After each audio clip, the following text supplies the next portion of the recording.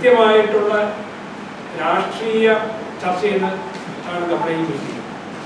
മറ്റൊരു ഭാഷയിൽ പറഞ്ഞു കഴിഞ്ഞാൽ രാഷ്ട്രീയ ഗാന്ധിയെ വീണ്ടെടുക്കുക എന്നുള്ളതാണ്. ഗാന്ധിജിയിലെ രാഷ്ട്രീയത്തെ, ഗാന്ധിജി മുന്നോട്ട് വെച്ച രാഷ്ട്രീയത്തെ, ഇന്ത്യ എന്നുള്ളൊരു രാജ്യം നിലനിൽക്കണമോ വേണ്ടയോ എന്ന് തീരുമാനിക്കുന്ന ഒരു രാഷ്ട്രീയത്തെ, ഇന്നത്തെ സംഘപരിവാർ ശക്തികളുടെ എങ്ങനെ നമുക്ക് ദീർഘകാലമായിട്ട് അവരുടെ ഈ കുത്സിതമായിട്ട് ഇന്നത്തെ മീറ്റിംഗിലെ സ്വാഗത പ്രസംഗത്തിലും അധ്യക്ഷ പ്രസംഗത്തിലും പറഞ്ഞ പോലെ ഗാന്ധിജിയുടെ തത്വങ്ങൾ അഹിംസയും സത്യവുമായിരുന്നെങ്കിൽ ഇന്ന് നുണയും ഹിംസയുമായിട്ട് ഇവിടുത്തെ ഭരണകൂടം മുന്നോട്ട് പോയിക്കൊണ്ടിരിക്കുകയാണ്.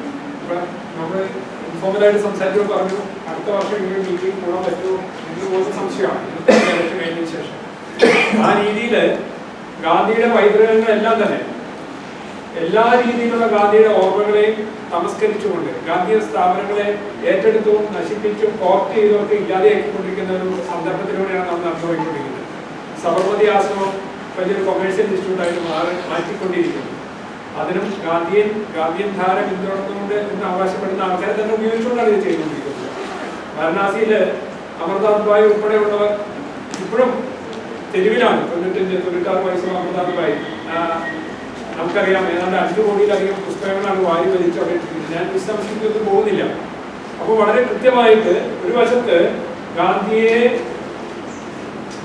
ഗാന്ധിയുടെ ഓർമ്മകളെയും ഗാന്ധിയുടെ ആശയങ്ങളെയും എല്ലാം ഇല്ലാതെയാക്കുന്ന പ്രവർത്തനം നടന്നുകൊണ്ടിരിക്കണം. മറുവശത്ത് ഇന്നലെ പത്രത്തിൽ ഒരു പരസ്യമുണ്ട്, എന്താണ് ഖാദി ഇന്ത്യയുടെ, അതിൻ്റെ അകത്ത് എന്താ പറയുക ഈശ കുരു എന്നൊക്കെ പറയുന്ന മോഡിയും ചർച്ചയിൽ മുന്നോട്ട് വെച്ചുകൊണ്ടിരിക്കുന്നു. അപ്പോൾ എവിടെയൊക്കെ ഉപയോഗിക്കാമോ, ഗാന്ധി ഉപയോഗിക്കാമോ, ഗാന്ധിയുടെ കൂടെയാണെന്നുള്ള രീതിയിൽ ഉപയോഗിച്ചുകൊണ്ടിരിക്കുന്ന വലിയൊരു കാപട്യത്തിന് നടക്കാതിരിക്കുന്നത്. അതുകൊണ്ട് ഞാനിത് സൂചിപ്പിച്ചത് ഇനി വരുന്ന ചർച്ചകളിൽ അത് ഒരു പ്രഭാഷണം എന്നുള്ള രീതിക്ക് തന്നെ അല്ല, എല്ലാവരും പങ്കെടുക്കുന്ന ഒരു അന്വേഷണം തന്നെയാണ്. ദീർഘകാലത്തേക്ക് നിൽക്കുന്ന ഒരു അന്വേഷണത്തിന്റെ രീതിയിൽ ഉള്ള ഒരു ബ്രെയിൻ സ്ട്രോമിംഗ് ശ്രമിച്ചുള്ള ഒരു ചർച്ചയാണ്. അപ്പൊ ചർച്ചാ രൂപത്തിൽ നമുക്ക് എങ്ങനെ മുന്നോട്ട് പോകാൻ പറ്റും? തീർച്ചയായിട്ടും ഇന്നലെ ഇവിടെ സംസാരിച്ചവർ പറഞ്ഞപോലെ നമുക്ക് മുന്നോട്ട് പോകാൻ സാധിക്കും. നമ്മുടെ അശുഭാപ്തി വിശ്വാസത്തിൽ പോകേണ്ട കാര്യമൊന്നുമില്ല. നമുക്ക് ഇതിന് ഒരു പരിഹാരം ഉണ്ടാക്കാൻ സാധിക്കും. അത് അതിനുള്ള ഇച്ഛാശക്തി നമുക്ക് നേടിയെടുത്തേ പറ്റുള്ളൂ എന്ന് പറയുന്നത് കേവലം വൈകാരികമായിട്ടുള്ള ആക്ടിവിസം എന്നുള്ളതിന് അപ്പുറത്തേക്ക് വിഷയത്തെ അതിന്റെ ഏറ്റവും കോറൽ, ഏറ്റവും കാതലായിട്ട് പഠിക്കുകയും പഠിച്ചുകൊണ്ട് തന്നെ ആ വിഷയത്തെ ഒരു സംവാദാത്മക രൂപത്തിൽ സർക്കാരുമായിട്ടും മറ്റ് ഏജൻസികളുമായിട്ടും ഒക്കെ ഒരു വിഷയാശ്രിതമായിട്ട് കാര്യങ്ങളെ അവതരിപ്പിച്ചുകൊണ്ട് കേരളത്തിൽ നടന്നിട്ടുള്ള സമരങ്ങളിൽ വളരെ അപൂർവമായിട്ടുള്ള സമരമാണ് അതിർത്തി സമരം. അപ്പോൾ അതുകൊണ്ട് തന്നെ അതൊരു വശത്ത് നടക്കുന്ന സമയത്ത് തന്നെ ആ നദി ഒഴുകുന്ന പഞ്ചായത്തുകളിൽ മുനിസിപ്പാലിറ്റികളിലുള്ള ജനങ്ങളെ സംഘടിപ്പിച്ചുകൊണ്ട് മറുവശത്ത് ഒരേ വശത്ത് തന്നെ ജനങ്ങളെ സംഘടിപ്പിച്ചുകൊണ്ടും ഉള്ള ഒരു പരസ്പര പൂരകമായിട്ടുള്ള പ്രവർത്തനം കാഴ്ചവെച്ചിട്ടുള്ള ഒരു ജനകീയ സമരമായിരുന്നു അതിർത്തി സമരം. ആ അതിർത്തി സമരത്തിന്റെ പിറകിലും മുന്നിലും നിന്നിട്ടുള്ള ചാരാശക്തിയായിട്ട് പ്രവർത്തിച്ചിട്ടുള്ള വ്യക്തിയാണ് SP രവി. അദ്ദേഹം ഇപ്പോഴും ഒരു പക്ഷേ കേരളത്തിലെ ഊർജ്ജ പ്രതിസന്ധിയുമായിട്ട് ബന്ധപ്പെട്ടിട്ടാണെങ്കിലും ഡാമുകളിലെ വാട്ടർ സ്റ്റോറേജുമായിട്ട് ബന്ധപ്പെട്ടിട്ടാണെങ്കിലും അല്ലെങ്കിൽ മുല്ലപ്പെരിയാർ ഡാമിന്റെ വിഷയമായിട്ട് ബന്ധപ്പെട്ടിട്ടാണെങ്കിലും ആധികാരികമായിട്ട് പറയാൻ പറ്റുന്ന 2-3 വ്യക്തികൾ, എനിക്കറിയില്ല അത്ര പേരുള്ളത്, അങ്ങനെ ഊർജ്ജ മേഖലയുമായിട്ട് ബന്ധപ്പെട്ടിട്ട് ആധികാരികമായിട്ട് പറയാൻ പറ്റുന്ന ഒരു വ്യക്തി എന്നതിൽ ഉപരിയായിട്ട് ഇവിടെ ഇപ്പോൾ എത്തിച്ചേർന്നിരിക്കുന്നത് കാലാവസ്ഥ പ്രതിസന്ധിയുമായിട്ട് ബന്ധപ്പെട്ടിട്ട് അത് എങ്ങനെയാണ് നമ്മുടെ ജീവിതത്തെയും നമ്മുടെ ഭാവിയും ഒരു ഗാന്ധിയൻ പെർസ്പെക്റ്റീവില് അവതരിപ്പിക്കാൻ അദ്ദേഹം എത്തിച്ചേർന്നിട്ടുണ്ട്. രവി എൻ്റെ അടുത്ത സുഹൃത്താണ്. അദ്ദേഹത്തെ എല്ലാവരുടെയും പേരിൽ, പ്രത്യേകിച്ച് ഗാന്ധിയൻ വക്കീലിന്റെ പേരിൽ, ഗാന്ധിയൻ വക്കീലിന്റെ ഒരു മുഖ്യ പ്രവർത്തനം കൂടിയിട്ടാണ്, എങ്കിലും ഔപചാരികതയുടെ പേരിൽ ഞാൻ ആദ്യമായിട്ട് സ്വാഗതം ചെയ്യുന്നു. നമുക്ക് 2 പേരും കൂടി എത്താനുണ്ടായിരുന്നു. ഒന്ന് JS അടൂരാണ്, അദ്ദേഹം UN-ലെ പ്രവർത്തിച്ച വേണമെന്ന് ഊർജിതമായിട്ട് ശ്രമിച്ചിട്ടും ഞങ്ങൾക്ക് ഇത്രേ സാധിച്ചുള്ളൂ. നിങ്ങളെ ശ്രമിച്ച് നമുക്ക് ഇതിൻ്റെ അകത്ത് ഇതിനെ ഒരു എന്താ പറയാ, അതെ, ഇതൊരു പാട്രിയാർക്കൽ ആയിട്ടുള്ള ഒരു ഷോവിനിസ്റ്റിക് സ്വഭാവം മാറ്റിയിട്ട് ഇതിനെ ഒരു ഫെമിനിൻ നേച്ചറിലേക്ക് ഗാന്ധിയുടെ സമരത്തിന്റെ ഏറ്റവും വലിയ സവിശേഷത സ്ത്രീകളുടെ പങ്കാളിത്തമായിരുന്നു. അപ്പോൾ ആ രീതിയിലേക്ക് ഞാൻ പറഞ്ഞ ഒരു നമ്മുടെ ഈ ചർച്ച, നമ്മുടെ ഈ കൂട്ടായ്മ ഇത് ഇവിടെ അവസാനിക്കാതെ ഒരു തുടർ പരിപാടിയായിട്ട് അത് ഒരു ലോങ് ടൈം രീതിയിലുള്ള വളരെ ഷോർട്ട് ടൈം ആയിട്ട് നമ്മൾ വൈകിട്ട് രാത്രി തീരുമാനിക്കുന്നുണ്ട് ഈ ഇലക്ഷനിൽ നമ്മൾ എടുക്കുന്ന നിലപാട് എന്തായിരിക്കണം എന്നതിനെ കുറിച്ചിട്ട്. അതുപോലെ ഒരു ഇലക്ഷൻ കഴിഞ്ഞിട്ടും ദീർഘകാലത്തേക്ക് നമ്മുടെ ഈ ഭൂമിയിലെയും നമ്മുടെ നിലനിൽപ്പിനായിട്ട് നമുക്ക് നമ്മുടെ ഇന്ത്യയെ തിരിച്ചെടുക്കുന്നത്, വീണ്ടെടുക്കുക എന്നുള്ള വാക്കാണ് നമ്മൾ ഉദ്ദേശിക്കുന്നത്. വീണ്ടെടുക്കുന്നതിന് വേണ്ടിയിട്ട് നമുക്ക് എന്ത് ചെയ്യാൻ പറ്റുമെന്നുള്ള ചർച്ചയിൽ ഭാഗമാക്കാവുക മാത്രമല്ല അതിന്റെ തുടർ പ്രവർത്തനങ്ങൾ നമുക്ക് ഒരുമിച്ചുണ്ടാവണം, തുടർച്ചയോടെ മുന്നോട്ട് കൊണ്ടുപോകണം. ഞാൻ എൻ്റെ ചർച്ച ആരംഭിക്കാൻ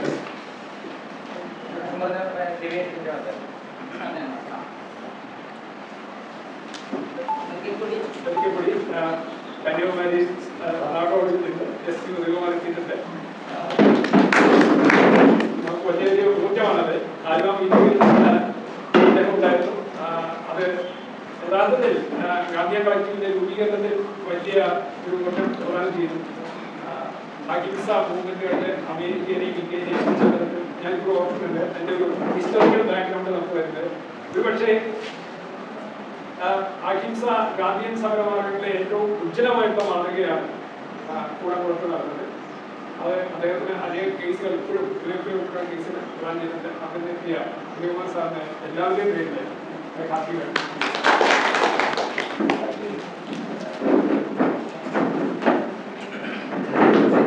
എല്ലാവർക്കും നമസ്കാരം. സാർ ധാരാളമായിട്ട് ആമുഖത്തിൽ പറഞ്ഞു. നമ്മൾ ഒരുപാട് പറഞ്ഞ് നമ്മുടെ സമയം കളയണ്ട. കാരണം വളരെ കാലിക പ്രസക്തിയുള്ള ഗാന്ധിജിയുടെ ഇന്ത്യയെ വീണ്ടെടുക്കുക എന്ന് പറയുന്നത് ഒരു നിസ്സാര കാര്യമല്ല. നമ്മൾ നമ്മുടെ ഉള്ളിലേക്ക് ഗാന്ധിജിയെ കൊണ്ടുപോയിട്ട് നമ്മുടെ ഓരോരുത്തരുടെയും പ്രവർത്തനം, ഗാന്ധിജി നമ്മളെ സ്വയം പര്യാപ്തതയാണ് പഠിപ്പിച്ചത്. അപ്പൊ നമുക്ക് എത്രത്തോളം അത് ഉൾക്കൊള്ളാൻ പറ്റും എന്നുള്ളത് മനസ്സിലാക്കിയിട്ട് നമ്മുടെ ജീവിതത്തിൽ നിന്ന് തന്നെ തുടങ്ങിയാലേ പറ്റുള്ളൂ. കുടുംബത്തിൽ നിന്ന് എന്ത് ചെയ്യാൻ പറ്റും, അത് നമ്മുടെ സമൂഹത്തിലേക്ക് എങ്ങനെ വ്യാപിപ്പിക്കാം എന്ന് ചിന്തിച്ചുകൊണ്ട് നമുക്ക് കിട്ടിയിരിക്കുന്ന വിഷയം എന്ന് പറയുന്നത് വളരെ കാലിക പ്രസക്തമാണ്. വ്യാവസായിക നാഗരികത വിമർശന വിധേയമാകുന്നു എന്ന ഹെഡിങ്ങാണ് നമ്മൾ കൊടുത്തിരിക്കുന്നത്. ഓരോരുത്തരും സബ് ഹെഡിങ് ഓരോന്ന് എടുത്തിട്ടുണ്ട്. നമ്മൾ അവരുടെ കാര്യങ്ങൾ, അവരുടെ വാക്കുകളിലേക്ക് ചെവി ഓർത്തിട്ട് നമുക്കതിനെ എങ്ങനെ നമ്മുടെ ജീവിതത്തിൽ സ്വാംശീകരിക്കാമെന്ന് നമ്മൾ തീരുമാനിക്കുകയും, സാർ പറഞ്ഞതുപോലെ നമ്മൾ ഇവിടുന്ന് പിരിയുന്നതിന് മുമ്പ് വരാൻ പോകുന്ന ഒരു ഇലക്ഷൻ അത് വളരെ പ്രധാനപ്പെട്ടതാണ്. നമ്മുടെ ഇനിയൊരു ഇന്ത്യയെ നമുക്കിതുപോലെ കാണാൻ പറ്റുന്നത് ഗാന്ധിജിയുടെ സമയത്ത് ഇന്ത്യ സ്വാതന്ത്ര്യം നേടുക എന്ന് പറയുന്ന ഒരു മഹത്തായ ലക്ഷ്യമുണ്ടായിരുന്നു. ആ ലക്ഷ്യത്തിലേക്ക് ഒരുപാട് പേരെ ചേർത്ത് പിടിക്കാൻ പറ്റി. ഇന്നിപ്പോ എന്ന് പറഞ്ഞാൽ നമ്മളെല്ലാം ഒരു സമ്പന്നതയുടെ നടുവിലെ ശൂന്യതയിലാണ്. എല്ലാവർക്കും എല്ലാം ഉണ്ട്. അപ്പൊ നമ്മൾ ഇതിലെ എന്തെങ്കിലുമൊക്കെ നമുക്ക് നഷ്ടപ്പെടുമോ എന്നുള്ള ആ ഒരു ചിന്തയിലൂടെ പോകുന്നത് കൊണ്ട് ആർക്കും ഒന്നിനും മുന്നോട്ട് വരാൻ പറ്റാത്ത ഒരു സാഹചര്യമാണ്. ഇപ്പൊ ഈവൻ എനിക്ക് പോലും, ഞാനൊക്കെ റിട്ടയർ ചെയ്തുകൊണ്ട് മാത്രമൊന്നും പുറത്തേക്ക് അത്യാവശ്യം കാര്യങ്ങളിൽ വരുന്നു എന്നേ ഉള്ളൂ. അപ്പം നമുക്ക് നഷ്ടപ്പെടാനുള്ളത് കൊണ്ട് പുറത്തിറങ്ങി പ്രവർത്തിക്കാൻ ധൈര്യമായിട്ട് മുന്നേറാൻ പറ്റില്ല. അത് മാത്രമല്ല, ഇന്നത്തെ നമ്മുടെ ചുറ്റുമുള്ള സമൂഹം ഒരു കാര്യത്തിന് നമ്മൾ ഇറങ്ങിയിട്ടുണ്ടെങ്കിൽ ആ ആളെ നോട്ടപ്പുള്ളിയായിട്ട് സൃഷ്ടിക്കുന്ന പ്രമുഖരായ വ്യക്തികൾക്കൊക്കെ അത് അറിയാവുന്നതാണ്. അവരൊക്കെ അതിന്റെ തീക്ഷ്ണത അനുഭവിക്കുന്നതാണ്. അപ്പൊ ഇതൊക്കെ കാണുമ്പോൾ നമ്മളെ പേടിപ്പിച്ചു നിർത്തുകയാണ്. ഭയം മനുഷ്യന്റെ ഉള്ളിൽ എത്രത്തോളം കടത്തിവിടാൻ പറ്റുമോ ആ രീതിയിൽ ഭയം ജനിപ്പിച്ചുകൊണ്ട് നമ്മളെ ഇല്ലാണ്ടാക്കുക എന്ന് പറയുന്ന ഒരു അവസ്ഥയാണ് നമ്മുടെ മുമ്പിലുള്ളത്. അതുകൊണ്ട് തന്നെ ഈ ഭയം ഉണ്ടാകുന്നത് എപ്പോഴാണെന്ന് വെച്ചാൽ നമ്മൾ മറ്റെന്തോ ഉണ്ട് എന്ന് ചിന്തിക്കുമ്പോൾ മാത്രമാണ് നമ്മുടെ മനസ്സിലേക്ക് ഭയം കടന്നു വരുന്നത്. നമ്മൾ ഒന്ന് മാത്രമേ ഉള്ളൂ എന്നുള്ള ഒരു ചിന്തയിലേക്ക് നമുക്ക് എപ്പോൾ എത്താൻ പറ്റുന്നുവോ അന്നേരം മാത്രമാണ് നമുക്ക് ഭയരഹിതമായിട്ട് പ്രവർത്തിക്കാൻ പറ്റുള്ളൂ. അപ്പം ഇവിടെ നടക്കുന്ന ചർച്ചകളെ സശ്രദ്ധം എല്ലാവരും ശ്രമിച്ചിട്ട് വരുന്ന തെരഞ്ഞെടുപ്പിൽ അല്ലെങ്കിൽ ഇനി അങ്ങോട്ടുള്ള കാലത്ത് നമുക്കൊരു വ്യക്തമായ ഒരു നയം രൂപീകരിച്ചിട്ട് അതിനെ എങ്ങനെ മുന്നോട്ട് കൊണ്ടുപോകാൻ പറ്റണം. വളരെ ആള് കുറവാണ് എങ്കിലും നഞ്ചന്തിന നാനാഴി എന്ന് പറയുന്നത് പോലെ, അല്ലെങ്കിൽ കാന്താരി മുളകിനെ കുറിച്ച് പറയുന്നത് പോലെ ആണെങ്കിലും നമുക്ക് ഏറ്റെടുക്കാൻ പറ്റുന്ന ദൗത്യം എല്ലാവരും നന്നായിട്ട് ഏറ്റെടുക്കുക. അപ്പം ആദ്യത്തെ വിഷയം കാലാവസ്ഥാ മാറ്റം. നമുക്കിന്നറിയാം, നമ്മൾ ജൂണിലെ കൊടും മഴ പെയ്ത് കഴിയുമ്പോൾ അരമണിക്കൂർ കഴിയുമ്പോൾ നമ്മൾ പറയും എന്തൊരു ചൂടാണ്. നേരത്തെ നമ്മൾ പറയും നല്ല വെയിലെന്ന്, അല്ലേ? ഇപ്പൊ നമ്മൾ പറയുന്നത് എന്താ, എന്തൊരു വെയിലെന്നാണ്. ആ ഭാഷയിൽ മാറ്റം വന്നു. നല്ല മഴ എന്ന് പറയുന്നതും ഈ നാശം പിടിച്ച മഴയൊന്നും മാറിയാലെന്ന് പറയുന്ന ആ ഒരു സെന്റൻസിൽ, ആ ഒരു വാക്കിലും തന്നെ മാറ്റം വന്നു പോയി നമ്മുടെ ജീവിതത്തിന്റെ രീതി കൊണ്ട്. അപ്പോൾ ആ കാലാവസ്ഥാ മാറ്റം, അതിനെക്കുറിച്ച് അത് നമ്മുടെ ഓരോരുത്തരുടെയും ജീവിതത്തിൽ എന്തുമാത്രം മാറ്റങ്ങൾ വരുത്തിയിരിക്കുന്നു. ഇതിനെയൊക്കെ ഒന്ന് ഓവർകം ചെയ്യാൻ നമ്മളാൽ കഴിയുന്നത് എന്ത് ചെയ്യാൻ പറ്റുമെന്ന് ചിന്തിക്കാൻ പറ്റുന്ന തരത്തിൽ ഇവിടെ ഇരിക്കുന്ന എല്ലാവരും അദ്ദേഹത്തിൻ്റെ വാക്കുകളെ സശ്രദ്ധം ശ്രമിക്കുക. വിഷയം അവതരിപ്പിക്കുന്നതിന് വേണ്ടി ശ്രീ എസ് പി സാറിനെ ക്ഷണിക്കുന്നു. ഒരു 6th മാസ് എക്സ്റ്റൻഷനിലേക്കൂടെയാണ് ഭൂമി കടന്നു പോകുന്നത് എന്ന് ധാരാളം ശാസ്ത്രജ്ഞന്മാർ വിശ്വസിക്കുന്നുണ്ട്. മറ്റുള്ളതിൽ നിന്നും വ്യത്യസ്തമായിട്ട് ഈ ഒരു ഇപ്പോൾ സംഭവിച്ചുകൊണ്ടിരിക്കുന്ന ഈ മാസ് എക്സ്റ്റൻഷന്, അതായത് ഭൂമിയിൽ എന്താ പറയുക, മനുഷ്യന് അറിയാവുന്ന ഏകദേശം 87 ലക്ഷം ജീവജാലങ്ങൾ ഉണ്ടെന്നാണ് പറഞ്ഞത്. 87 ലക്ഷം ജീവജാലങ്ങൾ. അതിനകത്തൊരു 10 ലക്ഷം ജീവജാലങ്ങളെങ്കിലും വംശനാശ ഭീഷണി നേരിടുന്ന ഒരു അവസ്ഥ ഇപ്പോൾ തന്നെ. അപ്പൊ ഈ കോണ്ടെക്സ്റ്റിൽ ഇതില് ഈ പറയുന്ന 6th മാസ് എക്സ്റ്റൻഷൻ എന്ന് പറയുന്നത് നേരത്തെ ഉണ്ടായിരുന്നതിൽ വ്യത്യസ്തമായിട്ട്, നേരത്തെ ഉണ്ടായിരുന്നത് കാലാവസ്ഥയുമായി ബന്ധപ്പെട്ടോ അല്ലെങ്കിൽ ഭൂചലനം പോലുള്ള അങ്ങനത്തെ ചില ഈ സാഹചര്യങ്ങൾ കൊണ്ടാണ് ഈ വ്യത്യാസങ്ങൾ ഉണ്ടായിട്ടുള്ളത്. ഇപ്പോൾ പക്ഷേ മനുഷ്യന്റെ പ്രവൃത്തിയാണ് ഇതിന് ഏറ്റവും കൂടുതൽ കാരണമാകുന്നത്. 12,000 വർഷത്തെ അറിയപ്പെടുന്ന ചരിത്രം മാത്രമല്ല മനുഷ്യന്റെ പ്രവൃത്തി കൊണ്ടാണ് ഈ പറയുന്ന പ്രശ്നങ്ങൾ. പക്ഷെ അതിൽ തന്നെ 12,000 വർഷം എടുക്കുമ്പോൾ ആ 12,000 വർഷമൊന്നും മനുഷ്യൻ പ്രശ്നമൊന്നും ഉണ്ടാക്കിയിട്ടില്ല. നമുക്ക് ഈ കാലാവസ്ഥാ പ്രതിസന്ധിയുടെ കാര്യം എടുക്കുമ്പോൾ അതിനകത്ത് കൃത്യമായിട്ട് pre industrial, post industrial period എന്ന രീതിയിൽ തന്നെ കാണേണ്ടി വരും. വ്യാവസായിക വിപ്ലവം തുടങ്ങിയതിന് ശേഷമുള്ള കാലഘട്ടവും അതിന് മുമ്പുള്ള കാലഘട്ടവുമായിട്ട് നമ്മൾ തിരിച്ച് തന്നെ കാണും. അതായത് 1750-കൾക്ക് ശേഷമാണ് ആ വ്യാവസായിക വിപ്ലവം തുടങ്ങുന്നത്. അപ്പോൾ ആ സമയത്ത് അതുവരെയുള്ള ഈ 12,000 വർഷത്തിൽ കഴിഞ്ഞ 250 വർഷം മാറ്റിവെച്ചാൽ അതിന് മുമ്പുള്ള പീരീഡ് മനുഷ്യ പ്രകൃതി ഉപയോഗിച്ചിട്ടുണ്ട്, മറ്റു ജീവിതാലയങ്ങളെ ഉപയോഗിച്ചിട്ടുണ്ട്. പക്ഷേ അതിനൊക്കെ കുറച്ചും കൂടെ കൂടുതലൊക്കെ വ്യത്യസ്തമായിട്ട് തന്നെ ഒരു എന്താ പറയുക, മറ്റുള്ളവർ പ്രകൃതിയുമായി ചേർന്ന് ജീവിക്കുമ്പോൾ നമ്മൾ ചെറിയ തോതിലെങ്കിലും നമ്മളുടെ സൗകര്യത്തിനനുസരിച്ച് പ്രകൃതി മാറ്റിയിട്ടൊക്കെയാണ്. പക്ഷെ അപ്പോഴും അതിൻ്റെ ഒരു എന്താ പറയുക, ഒരു നിലനിൽപ്പിനെ ചോദ്യം ചെയ്യുന്ന രീതിയിലേക്ക് പോയിട്ടുണ്ടായിരുന്നു എന്നൊരു അവസ്ഥ, ഒരു സുസ്ഥിരത എന്ന് പറയുന്നൊരു അവസ്ഥ ആ സമയത്ത് അവിടെ നിലനിന്നിട്ടുണ്ടായിരുന്നു. മനുഷ്യൻ എടുക്കുന്നത് പുനർജനിക്കാൻ കഴിയുന്ന അത്രയും മാത്രമാണ്, അതിനപ്പുറം ഉണ്ടായിരുന്നു. മനുഷ്യരുടെ എണ്ണവും ഇത്ര ഉണ്ടായിരുന്നില്ല, അതും മറ്റൊരു ഘടകമാണ്. പക്ഷേ എന്താ പറയുക, ഓപ്പറേഷൻ പ്രശ്നമായിരിക്കുമ്പോൾ തന്നെ പ്രധാന പ്രശ്നമാണ് എന്ന് പറയുന്നതിന് തത്വമില്ല. ഗവൺമെന്റ് പലതും അത് ഈ എന്താ പറയുക, വ്യാവസായിക യുഗം തുടങ്ങിയതിന് ശേഷം മനുഷ്യൻ വിഭവങ്ങൾ ഉപയോഗിക്കുന്നതിൽ അധിക തോതിലുള്ള വർധനവാണ്. ഊർജത്തിന്റെ ഒരു എന്താ പറയുക, പുതിയ രൂപങ്ങൾ കണ്ടെത്തിയതും അഭിയന്ത്രം പോലുള്ള സംവിധാനങ്ങൾ നമ്മൾ ഉണ്ടാക്കിയതും അത് വെച്ച് മനുഷ്യ അധ്വാനം കുറയ്ക്കാനുള്ള ശ്രമം ഉണ്ടായതും എല്ലാം വ്യാവസായിക വിപ്ലവത്തിലേക്ക് അതിന് നയിച്ച അതിന് ചാലകമായിട്ടുള്ള ഘടകങ്ങളാണ്. ഈ പറഞ്ഞ ഘടകങ്ങൾ മനുഷ്യന്റെ എന്താ പറയുക, ഭൗതിക സുഖ സാഹചര്യങ്ങൾ വർദ്ധിപ്പിക്കുമ്പോൾ തന്നെ ഇത് ഏറ്റവും വലിയ പാരിസ്ഥിതിക പ്രശ്നങ്ങൾ ഈ വഴിവെച്ച് വരുന്നതാണ് നമ്മൾ തിരിഞ്ഞു. പക്ഷെ ആദ്യഘട്ടങ്ങളിൽ ഇത് ചെയ്ത ആൾക്കാരെ സംബന്ധിച്ച് അവർക്ക് ഈ പാരിസ്ഥിതിക പ്രശ്നങ്ങളെ കുറിച്ചുള്ള ഒരു ധാരണ ഉണ്ടായിരുന്നു എന്ന് കരുതാൻ കഴിയും. അവരങ്ങനെ വിചാരിച്ചിട്ടല്ല അത് കണ്ടു ചെയ്തിട്ടുണ്ടാവും. പക്ഷെ കഴിഞ്ഞ ഒരു 100 വർഷമായെങ്കിലുമായി മനുഷ്യർ ഇത്തരം കാര്യങ്ങൾ ചെയ്യുന്നത് കുറേയൊക്കെ അറിവുകൊണ്ട് ഈ പ്രശ്നങ്ങളെ കുറിച്ച് ധാരണയുള്ള ആൾക്കാർ തന്നെയാണ്. ഒരിക്കൽ കൂടി സ്വാഗതം ചെയ്യുന്നുണ്ട്. പേരെടുത്ത് പറയുന്നില്ല, ഇന്നലെ പരിചയപ്പെടുത്താൻ പറ്റാത്തവര് ചുരുങ്ങിയ വാക്കുകളിൽ, എന്നാൽ തീർത്തും ചുരുക്കണ്ട, ഈ ക്യാമ്പിൽ എത്തിപ്പെടാനുള്ള സാഹചര്യവും അവർ പ്രതീക്ഷിക്കുന്നതും അവരുടെ ഒരു ഗാന്ധിയൻ എൻഗേജ്മെന്റും എന്താണെന്നൊക്കെ ചുരുക്കി പറഞ്ഞ് പരിചയപ്പെടുത്തുക. അതിനകത്ത് ഏറ്റവും പരിചയപ്പെട്ട ഒരു വ്യക്തിയോട് ഈ കാര്യത്തിൽ ചർച്ച ചെയ്യുന്ന സമയത്ത് ഉരുത്തിരിഞ്ഞു വന്ന ഒരു സംഗതി, എന്തുകൊണ്ട് സ്വാതന്ത്ര്യ സമര കാലത്ത് ജനങ്ങളെ യോജിപ്പിച്ച രീതിയിൽ നമുക്ക് യോജിപ്പിക്കാൻ പറ്റുന്നില്ല, അല്ലെങ്കിൽ എന്താണ് ഇതിന്റെ വിഷയമെന്ന് ചോദിച്ചാൽ ആ ചർച്ചയിൽ ഉരുത്തിരിഞ്ഞു വന്ന ഒരു സംഗതി എന്താ വെച്ച് കഴിഞ്ഞാൽ, അന്ന് ഇന്ത്യയുടെ സ്വാതന്ത്ര്യം എന്നുള്ള ഒരു വളരെ പരമപ്രധാനമായിട്ടുള്ള ഒരു വിഷയം മുന്നോട്ട് വെച്ചുകൊണ്ട് അതിലേക്ക് കൂട്ടിച്ചേർത്തുന്നതിനുള്ള ഗാന്ധിയെ പോലെയുള്ള ഇവരുടെ, ഗാന്ധിയെ മാത്രമല്ല, ഗാന്ധിയെ പോലെയുള്ള അനേകരുടെ, അംബേദ്കർ ഉൾപ്പെടെ, നെഹ്റു ഉൾപ്പെടെ അനേകരുടെ കൂട്ടായിട്ടുള്ള ശ്രമം ഉണ്ടായിരുന്നു. എന്നാൽ ഇന്നത്തെ കാലഘട്ടം കേവലം ഇന്ത്യയുടെ സ്വാതന്ത്ര്യം എന്നുള്ളതല്ല, മാനവരാശിയുടെ നിലനിൽപ്പുമായിട്ട് ബന്ധപ്പെട്ടിട്ട്, സർവൈവലുമായിട്ട് ബന്ധപ്പെട്ടിട്ട് അതിഭീകരമായിട്ടുള്ള ഒരു പ്രതിസന്ധിയിലൂടെ നമ്മൾ പോയിക്കൊണ്ടിരിക്കുന്നത്. അത് നാഗരികതയുടെ, ആധുനിക നാഗരികതയുടെ അപജയം മാത്രമല്ല, അത് കാലാവസ്ഥ പ്രതിസന്ധി പോലുള്ള പാരിസ്ഥിതികമായിട്ടുള്ള മറ്റ് പ്രശ്നങ്ങൾ ഉൾപ്പെടെ സാമൂഹ്യമായിട്ടുള്ള മറ്റ് വിഷയങ്ങൾ ഉൾപ്പെടെയുള്ള വർദ്ധിച്ചു വരുന്ന വയലൻസ് ഉൾപ്പെടെയുള്ള അനേക കാരണങ്ങൾ കൊണ്ട് മാനവരാശി തന്നെ അവരെ നശിക്കുക മാത്രമല്ല ചുറ്റുമുള്ള എല്ലാ ജീവനെ പോലും ജീവന്റെ എല്ലാ നാമ്പുകളെ പോലും ഇല്ലാതെയാക്കുന്ന ഒരു പ്രതിസന്ധിയുണ്ട്. അതുകൊണ്ട് തന്നെ അത് നമുക്ക് ചെയ്യാൻ സാധിക്കുമെന്നുള്ളത് ചെയ്യേണ്ടതാണെന്നുള്ളതാണ്. അപ്പോൾ നമ്മുടെ നിലനിൽപ്പിന് വേണ്ടി ഇന്ത്യയുടെയും കേരളത്തിന്റെയും നിലനിൽപ്പ് പോലെ തന്നെ മാനവരാശിയുടെയും സർവ്വജീവന്റെയും നിലനിൽപ്പിന് വേണ്ടിയിട്ട് ഇതെല്ലാം പരസ്പര ബന്ധിതവും പരസ്പര ആശ്രിതവുമാണെന്നുള്ള ഒരു കാഴ്ചപ്പാട് അത് ഗാന്ധി തീർച്ചയായിട്ടും അതിൻ്റെ അകത്തേക്ക് നമുക്ക് വലിയൊരു ചൂണ്ടുവലയാണ്. അദ്ദേഹം ആ കാലത്ത് തന്നെ ഗാന്ധി മാത്രമല്ല ഗാന്ധിയുടെ പല ശിഷ്യന്മാരും അതിൻ്റെ അകത്ത് സമകാലികരും അതിൻ്റെ അകത്ത് കോൺട്രിബ്യൂട്ട് ചെയ്തിട്ടുണ്ട്.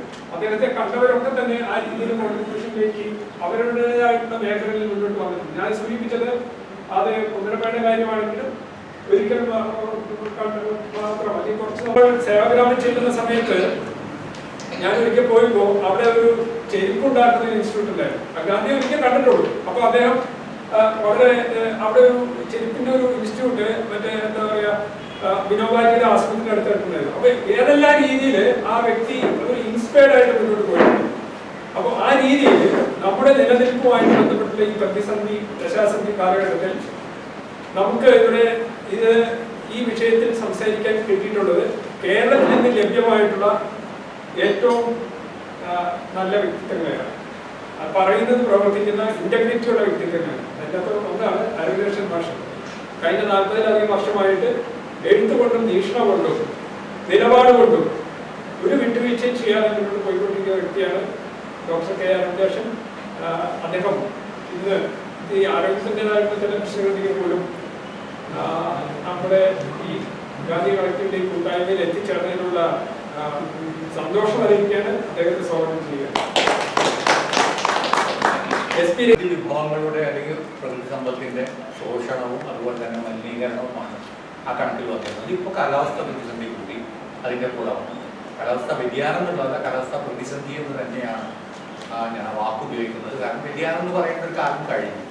ഇതൊരു മനുഷ്യനുൾപ്പെടെയുള്ള നിരവധി ജീവജാലങ്ങളുടെ നിലനിൽപ്പിനെ ചോദ്യം ചെയ്യുന്ന അവസ്ഥയിലേക്ക് ഈ ഒരു അവസ്ഥ മാറിക്കഴിഞ്ഞു. അതുകൊണ്ട് അത് ഏറ്റവും ഗുരുതരമായിട്ടൊരു പ്രതിസന്ധിയായി മാറിക്കഴിഞ്ഞു. ഇപ്പോൾ യൂറോപ്പിലൊക്കെ ഇപ്പോൾ എന്താ പറയുക, ഗ്ലോബൽ വാർമിംഗ് എന്നുള്ളതൊക്കെ പോയിട്ട് ഗ്ലോബൽ ഹീറ്റിങ്ങോ അല്ലെങ്കിൽ ഗ്ലോബൽ ബോയിലിംഗ് എന്നൊക്കെ പറയുന്ന ഒരു അവസ്ഥയിലേക്ക് എത്തിയിട്ടുണ്ട് എന്നുള്ളതാണ്. അപ്പോൾ ഈ 3 കാര്യങ്ങൾ എടുത്തു കഴിഞ്ഞാൽ അതിൽ ഒന്നാമത്തേത് നമ്മുടെ പ്രകൃതി വിഭവങ്ങളുടെ ശോഷണമാണ്. അത് കാടായാലും പുഴയായാലും മറ്റ് ജലാശയങ്ങളായാലും അത്തരത്തിലുള്ള സംവിധാനങ്ങളെല്ലാം വല്ലാതെ ശോഷിച്ചുകൊണ്ടിരിക്കുകയാണ്. ഇതിൻ്റെ ഒരു ചരിത്രം എടുത്തു കഴിഞ്ഞാൽ മിക്കവാറും ഒരു എന്താ പറയുക 300-400 വർഷത്തിനിടയിലാണ് ഈ പറയുന്ന ഒരു ശോഷണം ഏറ്റവും കൂടുതൽ നടക്കുന്നത്. മനുഷ്യൻ എന്ന് പറയുന്നത് നമുക്കറിയാൻ പോയി ഭൂമിയിൽ എന്താ പറയുക താരതമ്യേന പുതിയ ജീവിയാണ് മനുഷ്യൻ. ശരിക്കും പറഞ്ഞാൽ ഒരു ആധുനിക മനുഷ്യൻ എന്നുള്ള രീതിയിൽ ഡെവലപ്പ് ചെയ്തിട്ട് ഒരു 2 ലക്ഷം വർഷം ശരിക്കും ആയിട്ടുള്ളൂ. അതിനകത്ത് തന്നെ ഒരു 10-12,000 വർഷത്തെ മാത്രമാണ് നമുക്കൊരു എന്താ പറയുക ഒരു അറിയപ്പെടുന്ന ഒരു ചരിത്രമുള്ളത്. മനുഷ്യൻ കൃഷി തുടങ്ങിയതിന് ശേഷമുള്ള കാലഘട്ടത്തിലുള്ളത് മാത്രമാണ്. അതിനു മുമ്പ് ഈ ഭൂമിയിലുള്ള മറ്റ് ജീവജാലങ്ങളെ പോലെ തന്നെ പ്രകൃതിയുടെ ഭാഗമായിട്ടുള്ള ഒരു ജീവിയായിട്ട് തന്നെയാണ് മനുഷ്യനും വസിച്ചിരുന്നത്. അപ്പൊ ഈ 10-12,000 വർഷം കൊണ്ട് മനുഷ്യൻ അച്ചീവ് ചെയ്തത് എന്താണെന്ന് ചോദിച്ചു കഴിഞ്ഞാൽ ഭൂമിയിൽ ഇതിനു മുമ്പ് പലപ്പോഴും കാലാവസ്ഥയിൽ മാറ്റം ഉണ്ടായിട്ടുണ്ട്, മറ്റു തരത്തിലുള്ള പ്രശ്നങ്ങൾ ഉണ്ടായിട്ടുണ്ട്, ജീവജാലങ്ങൾ ഒരുമിച്ച് ഇല്ലാതാകുന്ന സാഹചര്യങ്ങൾ ഉണ്ടായിട്ടുണ്ട്, മാസ് എക്സ്റ്റിങ്ഷൻ ഓഫ് സ്പീഷീസ് എന്ന് പറയുന്ന സാഹചര്യങ്ങൾ ഉണ്ടായിട്ടുണ്ട്. നേരത്തെ 5 തവണയെങ്കിലും അത് ഉണ്ടായിട്ടുണ്ട് എന്നാണ് കണക്കാക്കുന്നത്. ഇതിൽ ഏറ്റവും അവസാനത്തേക്കാണ് നമ്മൾ ഈ എന്താ പറയുക ജുറാസിക് പാർക്കിലൊക്കെ കാണുന്ന ഡിനോസർ അടക്കമുള്ള ജീവജാലങ്ങൾ ഇല്ലാതായതായിട്ട് കണക്കാക്കുന്നത്. ഇപ്പോൾ ഈ നമുക്ക് നിലനിൽക്കില്ല. ദൈവത്തിന്റെ സ്വന്തം നാട് എന്നുള്ളത് പരസ്യത്തിന്റെ ഭാഗമായിട്ട് വന്ന വാക്കാണ്. പക്ഷെ സത്യത്തിൽ ആ വാക്കിന് അർഹതയുണ്ടായിരുന്നു കേരളത്തിൽ. ആ ഒരു എന്താ പറയുക കാലാവസ്ഥയും നമ്മുടെ പ്രകൃതിയും മറ്റെല്ലാം നോക്കിക്കഴിഞ്ഞാൽ ആ ഒരു വാക്കിന് അർഹത കേരളത്തിലുണ്ടായിരുന്നു. പക്ഷെ ആ അർഹത നമ്മൾ നഷ്ടപ്പെട്ടിരിക്കുകയാണ്. ഇപ്പൊ ഈ പറയുന്ന ബാക്കിയുള്ള തുണ്ടുകളായിട്ടുള്ള കുറച്ച് ഭാഗം വെച്ച് കാര്യം മാത്രമാണ് നമുക്കിനി മുന്നോട്ട് പോകാൻ മറികടക്കാൻ കഴിയില്ല. അതിൻ്റെ ആഘാതങ്ങളിൽ നിന്ന് രക്ഷപ്പെടാൻ കഴിയും. ഈ എന്താ പറയുക പറഞ്ഞു വന്നത് പ്രകൃതി വിഭവങ്ങൾ വല്ലാതെ ശോഷിച്ചിരിക്കുന്നു. അതും നമുക്ക് മൊത്തം ആഗോളതലത്തിൽ എടുത്തു കഴിഞ്ഞാൽ ഒരു 100-400 കൊല്ലത്തിൻ്റെ ഒരു ചരിത്രമാണ് ഇതിലുള്ളത്. കേരളത്തിലാണെന്നുണ്ടെങ്കിൽ 200 കൊല്ലം അത്രയും മാത്രമാണ് ഈ പറയുന്ന നാശമായതിനുള്ള ഒരു കാലഘട്ടം എന്ന് പറയുന്നത്. അതിൽ തന്നെ അവസാനത്തെ കുറച്ച് കാലമാണ് ഏറ്റവും കൂടുതലായിട്ട് വരുന്നത്. മലിനീകരണം അതുപോലെ തന്നെയാണ്. നമുക്കറിയാം ഇന്നിപ്പോൾ നമുക്ക് എന്താ പറയുക ഈ നമ്മളൊക്കെ സ്കൂളിൽ പഠിച്ചിട്ടുള്ളത് മനുഷ്യൻ്റെ അടിസ്ഥാന ആവശ്യങ്ങൾ എന്ന് പറയുന്നത് ഭക്ഷണം, വസ്ത്രം, പാർപ്പിടമാണ്. പക്ഷെ അതിനു മുമ്പ് നമുക്ക് വേണ്ട 2 കാര്യങ്ങളുണ്ടായിരുന്നു: ശുദ്ധവായു, ശുദ്ധജലം. പണ്ട് നമ്മളത് പഠിപ്പിച്ചിരുന്നില്ല. എന്തുകൊണ്ടാന്ന് വെച്ച് കഴിഞ്ഞാൽ അത് ടേക്കൺ ഫോർ ഗ്രാൻഡഡ് ആയിരുന്നു. അത് ലഭ്യമാണ്, എല്ലാവർക്കും ആവശ്യത്തിനുണ്ട് എന്നുള്ളൊരു ബോധ്യമായിരുന്നു നമുക്കുണ്ടായിരുന്നു. ഇന്ന് പക്ഷേ നമ്മൾ ശ്വസിക്കുന്ന വായു ശുദ്ധമാണെന്ന് എത്ര പേർക്ക് പറയാൻ കഴിയും? നമ്മൾ കുടിക്കുന്ന വെള്ളം ശുദ്ധമാണെന്ന് എത്ര പേർക്ക് പറയാൻ കഴിയും? നമ്മൾ കഴിക്കുന്ന ഭക്ഷണം ശുദ്ധമാണെന്ന് എത്ര പേർക്ക് പറയാൻ കഴിയും? മണ്ണും വായുവും ജലവും എല്ലാം വല്ലാതെ മലിനീകരിക്കപ്പെട്ടിരിക്കുന്നു, കൂടുതൽ മലിനീകരിക്കപ്പെട്ടുകൊണ്ടിരിക്കുന്നു. അവിടെയും അതിൻ്റെയും കാലഘട്ടം എടുത്തു കഴിഞ്ഞാൽ എല്ലാം ഈ പറയുന്ന ഒരു പീരിയഡിൽ തന്നെയാണ് ഈ രൂക്ഷമായിട്ടുള്ള പ്രശ്നങ്ങൾ വരുന്നത്. വ്യവസായവൽക്കരണത്തിൽ അതിനും വലിയ തോതിലുള്ള പങ്കുണ്ട്. വ്യവസായവൽക്കരണം മാത്രമല്ല, നമ്മുടെ ഒരു വർദ്ധിച്ചു വരുന്ന ഉപഭോഗ സംസ്കാരവും മറ്റു പല ഘടകങ്ങളുണ്ട്. അതിൻ്റെ വിശദാംശങ്ങളിലേക്കൊന്നും പോകുന്നില്ല. അപ്പൊ ഈ പ്രശ്നങ്ങൾ രൂക്ഷമായി നിൽക്കുന്നിടത്തേക്കാണ് കാലാവസ്ഥ പ്രതിസന്ധിയിൽ വരുന്നത്. അതിന്റെ ബേസിക്സ് മിക്കവാറും എല്ലാവർക്കും അറിയാമെന്നുകൊണ്ട് ഞാൻ കൂടുതൽ പറയുന്നില്ല. നമുക്കറിയാം ഹരിതഗൃഹ വാതകങ്ങളുടെ ഈ അളവ് അന്തരീക്ഷത്തിൽ വല്ലാതെ കൂടുന്നത് കൊണ്ട് ഭൂമിയുടെ ചൂട് കൂടുകയും ചൂട് കൂടുമ്പോൾ കാലാവസ്ഥ മാറുകയും ചെയ്യുന്നു എന്നുള്ളതാണ്. ഇപ്പോൾ ഈ കാർബൺ ഡൈ ഓക്സൈഡാണ് അതിന് പ്രധാനപ്പെട്ട ഒരു ഘടകമായിട്ട് വരുന്നത്. പ്രീ ഇൻഡസ്ട്രിയൽ പീരിയഡിൽ അന്തരീക്ഷത്തിൽ ഏകദേശം 280 ppm കാർബൺ ഡൈ ഓക്സൈഡ് ഉണ്ടായി പാർട്ട് പെർ മില്യൺ. ഒരു ദശലക്ഷത്തിൽ ഒരു ഇതെന്നുള്ള പാർട്ട് എന്നുള്ള രീതി. അങ്ങനെ 280 പാർട്ട് പെർ മില്യൺ, ഒരു ദശലക്ഷത്തിൽ 280 എന്നുള്ള അളവിലാണ് കാർബൺ ഡൈ ഓക്സൈഡ് ഉണ്ടായിരുന്നത്. അത് ഇപ്പോൾ ഏകദേശം 420 എത്തിയിരിക്കുന്നു. പറഞ്ഞാൽ 50% വർദ്ധിച്ചു കഴിഞ്ഞു. ഈ കഴിഞ്ഞ 250 വർഷം കൊണ്ട്, 250 പോലും പറയണമെന്നില്ല, നമ്മൾ 250 പോലുള്ള കണക്കെടുത്താൽ പോലും മതി. കാരണം 750-850 വളരെ ചെറിയ മാറ്റം സംഭവിച്ചിട്ടുള്ളൂ. അപ്പൊ അതിനുശേഷമുള്ള പീരീഡ് കൊണ്ട് കഴിഞ്ഞ 170-175 വർഷം കൊണ്ട് ഇത് ഏതാണ്ട് 50% കൂടിക്കഴിഞ്ഞു. ആ വർധനവിന്റെ ഭാഗമാണ് മറ്റുള്ളവരുണ്ട് കേട്ടോ. നമ്മുടെ മീഥേൻ എമിഷൻ വല്ലാതെ കൂടുന്നുണ്ട്, ബാക്കിയുള്ളതുണ്ട്. പക്ഷെ ഏറ്റവും പ്രധാനപ്പെട്ടതായിട്ട് കണക്കാക്കുന്നത് മറ്റുള്ളവരെ നമ്മൾ കാർബൺ ഡൈ ഓക്സൈഡ് ഇക്വലന്റ് എന്നുള്ള രീതിയിലാണ് ഈ ഒരു കണക്ക് കൂടുന്നതിനുള്ള സൗകര്യത്തിന് വേണ്ടിയിട്ട് ചെയ്യാറുള്ളത്. Total green house gas emission എടുക്കുമ്പോൾ അതിനെ മറ്റുള്ളതിനെയും കാർബൺ ഡൈ ഓക്സൈഡിന്റെ തുല്യമായിട്ടുള്ള കണക്കിലാണ് എടുത്തത്. അങ്ങനെ ഒരു എത്തിക്കൽ മാത്രം ഒരു നിയമ പ്രശ്നം കൂടെയാണ്. മൂന്നാമത് ലോകത്ത് വന്നൊരു കാര്യം എന്ന് പറഞ്ഞാൽ അന്താരാഷ്ട്ര വികസനം എന്നത് ഒരു പോളിസി നയമായി. 1949 സ്റ്റേറ്റ് ഓഫ് ദ ആർട്ടിൽ അമേരിക്കൻ പ്രസിഡന്റാണ് പറഞ്ഞത് development will be our policy. അതുവരെ വികസനത്തിന്റെ അർത്ഥം വളരെ വ്യത്യസ്തമാണ്. അത് വികസനം എന്ന് പറയുന്ന ഈ ആശയം 1949 അമേരിക്കൻ ഫോറിൻ പോളിസിയുടെ ഭാഗമായിട്ട്. അതുപോലെ ഒരു ലിബറൽ വെൽഫെയർ സ്റ്റേറ്റ്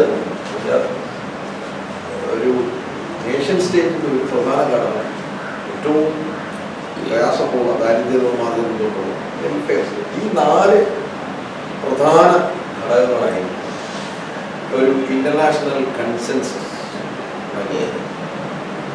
ആ ഇന്റർനാഷണൽ അന്തർദേശീയ സമവായത്തിൽ കൂടിയായിരുന്നു ലോകം മുന്നോട്ട്. അതുകൊണ്ട് തന്നെയാണ് നമ്മളൊക്കെ നമ്മുടെ ഭരണഘടനയെ സംബന്ധിച്ചിട്ട് പലപ്പോഴും അറിയാത്തൊരു കാര്യം 1931 കറാച്ചി പ്രമേയം, കോൺഗ്രസിന്റെ ഓൾ ഇന്ത്യ കോൺഗ്രസിന്റെ കറാച്ചി പ്രമേയത്തിലാണ് സത്യം പറഞ്ഞാൽ റൈറ്റ് ടു വർക്കും മനുഷ്യാവകാശങ്ങളും സ്ത്രീകൾക്കും എല്ലാവർക്കും തുല്യമായ അവകാശങ്ങളും ആദ്യമായി ഒരു രാഷ്ട്രീയ പാർട്ടി കമ്മ്യൂണിസ്റ്റ് പാർട്ടിയുടെ പിന്നെ കമ്മ്യൂണിസ്റ്റ് മാനിഫെസ്റ്റോയുടെ ഒക്കെ എല്ലാവർക്കും തുല്യ അവകാശമുണ്ട്. അത് കൃത്യമായിട്ട് ഒരു രാഷ്ട്രീയ പാർട്ടി പറഞ്ഞത്. ജവഹർലാൽ നെഹ്റു ആണത് 1929 ജവഹർലാൽ നെഹ്റു AICC പ്രസിഡന്റാണ്. 2 കൊല്ലത്തെ സത്യാഗ്രഹം നടന്നു. അത് 2 കൊല്ലത്തെ അന്വേഷണത്തിന്റെ ഭാഗമായിട്ടാണ് ഈ കറാച്ചി പ്രമേയം. ഇപ്പൊ കോൺഗ്രസ്സുകാർ പോലും അത് മറന്നിരിക്കുക എന്നുള്ളതാണ് അതിന്റെ ഏറ്റവും വലിയ ഒരു ദുരവസ്ഥ കറാച്ചി പ്രമേയത്തിൽ. അപ്പൊ ഞാൻ പറഞ്ഞ ഈ മനുഷ്യാവകാശം എന്നത് ഒരു വലിയ എന്താ പറയുക ഒരു രാഷ്ട്രീയ മൂല്യവ്യവസ്ഥയുണ്ട്. പക്ഷെ എന്താണ് 50 വർഷം കഴിഞ്ഞ ശേഷം നടന്നത്? ഈ പറഞ്ഞ 4 കൺസെൻസസും ഇപ്പൊ കൊളാപ്സ് ചെയ്തു. അതായത് ഇപ്പൊ ഇന്ന് ഐക്യരാഷ്ട്രസഭ പേര് മാത്രം നടക്കുന്ന അവര് SDG കാര്യങ്ങളൊക്കെ പറയുന്ന ടെംപ്ലേറ്റ് അല്ലാതെ ഈ G5 എന്ന് പറയുന്ന, അതായത് യുദ്ധം കഴിഞ്ഞിട്ടുള്ള വിജയിച്ച രാഷ്ട്രങ്ങളുടെ ഒരു കൂട്ടായ്മ, അതായത് ഇപ്പോഴും അതിൻ്റെ അത് ചൈനയെ കൂട്ടിയിട്ടുണ്ട്. പക്ഷെ ഇപ്പോഴും ഒരു അമേരിക്കൻ യൂറോപ്യൻ നെക്സസ് ആണ്. അതിനപ്പുറം അതിൽ പോകാൻ ഒപ്പില്ല. അപ്പം എന്തുകൊണ്ട് ഇന്ന് ഞാനിപ്പോ സംസാരിക്കുമ്പോൾ 32 കോൺഫ്ലിക്റ്റുകൾ ലോകത്ത് നടക്കുകയാണ്. നമ്മളിപ്പോ ഇവിടെ ഗാസയെ കുറിച്ച് സംസാരിക്കും. പക്ഷെ ഏറ്റവും കൂടുതൽ ആളുകൾ മരിച്ചത് എത്യോപ്യയിലാണ്. എത്യോപ്യയിലെ ഗോത്രവംശീയമായി മാത്രം കഴിഞ്ഞ വർഷം മരിച്ചത് 1,10,000 പേരാണ്. ഇതൊരു വാർത്ത പോലും ആകുന്നില്ല. ഇപ്പൊ നമ്മൾ യമനെ കുറിച്ച് പറഞ്ഞാലും സുഡാനെ കുറിച്ച് പറഞ്ഞാലും സോമാലിയെ കുറിച്ച് പറഞ്ഞാലും ആഫ്രിക്കയിൽ മൊത്തം ഈ പട്ടിണി പ്രശ്നങ്ങൾ ഉണ്ടായിട്ട് ഒരുപാട് ഗോത്ര വംശീയ പ്രശ്നങ്ങൾ ഉണ്ടായിട്ടുണ്ട്. നമ്മുടെ മണിപ്പൂരിൽ പള്ളികൾ കത്തിച്ചിട്ടും ആൾക്കാർ പരസ്പരം കൊലയേറ്റും അതിന് ഒരു വംശീയ ആംഗിളുണ്ട്.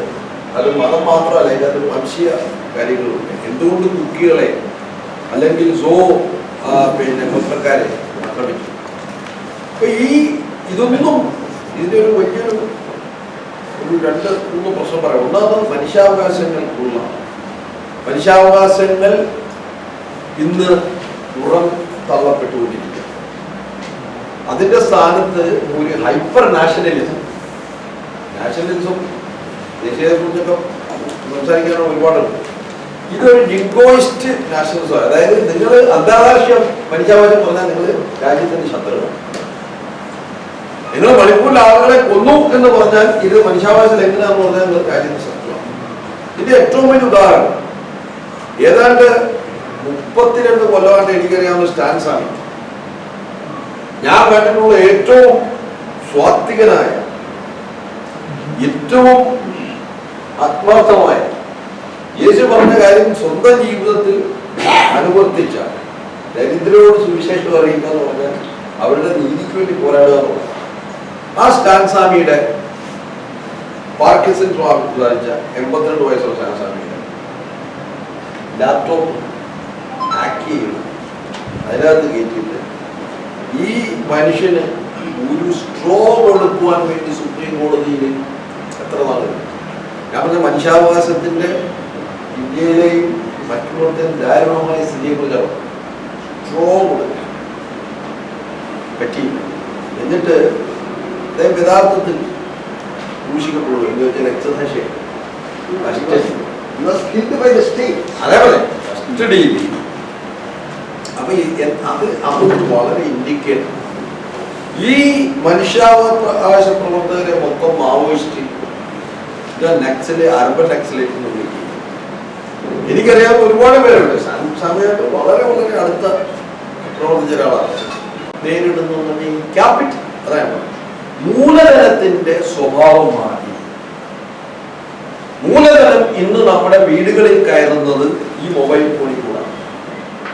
ഇതില്ലാതെ നമുക്ക് ജീവിക്കാൻ ഒക്കാത്ത സാഹചര്യം. ഈ മൂലധനം നമ്മുടെ വീട്ടിൽ കയറുന്ന എക്സിൽ കൂടെയും വാട്സപ്പിൽ കൂടെയും ഫേസ്ബുക്കിൽ കൂടെയും ഇൻസ്റ്റയിൽ കൂടെയും ഇതെല്ലാം കൂടെ 2 പേരാണ് കൺട്രോൾ ചെയ്യുന്നത്, സുക്കർബർഗും ഇലോൺ മസ്കും. നമ്മൾ ഈ പറയുന്ന social media is no longer social nor media. Facebook has neither face nor book. അത് റീല് വെച്ചുള്ളൊരു കളിയാണ്. ഇതിനനുസരിച്ചുള്ള രാഷ്ട്രീയക്കാരാണ് ഇപ്പം ഒന്ന് മനസ്സിലാക്കണം. ഇവിടെയാണ് നമ്മൾ നേരിടുന്നത് ഒന്നാമത്തെ പ്രശ്നം. രണ്ടാമത്തെ പ്രതിസന്ധി വയലൻസ് ഈസ് കൂട്ടേണ്ടുന്ന കാരണം. ഒരുപാട് കോൺഫ്ലിക്റ്റ് ഉണ്ട്. നിങ്ങൾ ഒരു വയലൻസിന്റെ ഒരിട്ട വാക്ക് ഫേസ്ബുക്ക് കഴിഞ്ഞാൽ നിങ്ങൾ ഫേസ്ബുക്ക് ബ്ലോക്ക് ചെയ്യും. ഞാൻ ഇന്നാലെ ഒരു കുറച്ചുപേര് കത്തിക്കും നിന്നെ ഞങ്ങൾ കത്തിക്കും എന്നൊക്കെ പറഞ്ഞ് മുദ്രാവാക്യം വേണ്ടി വന്ന തലയും വെട്ടും കാലും കൈയും എന്നുവെച്ചാൽ ഇതെന്ന് പറഞ്ഞാൽ ഹിംസ നിറഞ്ഞ ഒരു സമൂഹത്തിൽ അതായത് നമ്മുടെ കുട്ടികൾ ഇന്ന് 17 വയസ്സുള്ള പെൺകുട്ടി വീട്ടിലാണ്. വേണ്ടി വന്ന കാലും വെട്ടും കൈയും വെട്ടും, വേണ്ടി വന്ന തലയും വെട്ടും. എന്നിട്ട് പറയുന്നത് സ്വാതന്ത്ര്യം, സോഷ്യലിസം, ജനാധിപത്യം. ഇപ്പൊ ഇതിന്റെ ഒരു അർത്ഥം നിങ്ങൾ മനസ്സിലാക്കണം. ഈ തല വെട്ടാനുള്ള സ്വാതന്ത്ര്യമാണ്, കാലും കൈയും വെട്ടാനുള്ള സ്വാതന്ത്ര്യമാണ്, തല വെട്ടാനുള്ള സ്വാതന്ത്ര്യമാണ് സോഷ്യലിസം, ജനാധിപത്യം ഇതെന്ന് പറയുന്ന രീതി. അപ്പൊ എന്താണ് പണ്ട് കമ്മ്യൂണിസം അനുഭവിച്ചു ക്ലാസ് സ്ട്രഗിളും ഇമാൻസിപ്പേഷനും ഒക്കെ വായിക്കുകയാണെങ്കിൽ ഞങ്ങളുടെ കാലത്ത് ഇടതുപക്ഷം കമ്മ്യൂണിസം ഒക്കെ ഇപ്പൊ അതാണ് കയ്യും പെട്ടും. ഇതിൻ്റെ അകത്ത് ഒരുത്തരും കോൺഗ്രസ്സുകാരെ പോലും പറയും കത്തിക്കും നിന്നെ ഞങ്ങൾ ഇപ്പൊ കത്തിക്കും. അപ്പൊ ഇതിന്റെ ഒരു പ്രശ്നം എന്ന് പറഞ്ഞാൽ ഈ violence has become a part of our. അപ്പൊ ഈ സോഷ്യൽ മീഡിയ നമ്മൾ നോക്കുമ്പോഴത്തേനെ നീ ആരാടാ, നീ എന്താണ്, ട്രോളും വയലൻസും ആണ്. അതായത് അതിന്റെ അകത്ത് നമ്മൾ വിഭാഗീയതയാണ് പറയുന്നത്. അപ്പൊ ഈ ഗാന്ധിയുടെ പ്രസക്തി എന്താ? ഈ റീൽ ജനറേഷനോട്, റീൽ പൊളിറ്റിക്സിൽ നമ്മൾ ഗാന്ധിയെ കൊണ്ടുവരുന്നതാണ് ഏറ്റവും വലിയ ചാലഞ്ച്. ഈ 8 മിനിറ്റ് മാത്രം അറ്റൻഷൻ സ്പാൻ ഉള്ളവരോട് നിങ്ങൾ ഗാന്ധിയുടെ 100 മോളെ എടുത്ത് കൊടുത്തിട്ട് യാതൊരു കാര്യമില്ല. മതങ്ങളല്ല ഇപ്പൊ ഈ 3 മിനിറ്റ് ആക്കാം. ഇപ്പൊ ഞാൻ ഇതിന് കൃപാസനത്തിനപ്പുറത്ത് പോകുന്ന കൃപാസനം ഓപ്പറേറ്റ് ചെയ്യുന്നതെന്ന് പറഞ്ഞാൽ കംപ്ലീറ്റ് യൂട്യൂബിൽ കൂടാ. നമ്മുടെ എന്താ പറഞ്ഞേ ഡിഫൻസ് മിനിസ്റ്ററുടെ ഭാര്യ പറഞ്ഞ് അച്ഛൻ പറഞ്ഞ മോൻ അപ്പുറത്ത് പോയാൽ കുഴപ്പമൊന്നുമില്ല. രാഷ്ട്രീയം അച്ഛൻ പറഞ്ഞു മോൻ അപ്പുറത്ത് പോയാലും കുഴപ്പമില്ല, ദൈവം കാത്തോട്ട് വന്നു. മോന്റെ അച്ഛനല്ല, ഇവിടുത്തെ അച്ഛൻ.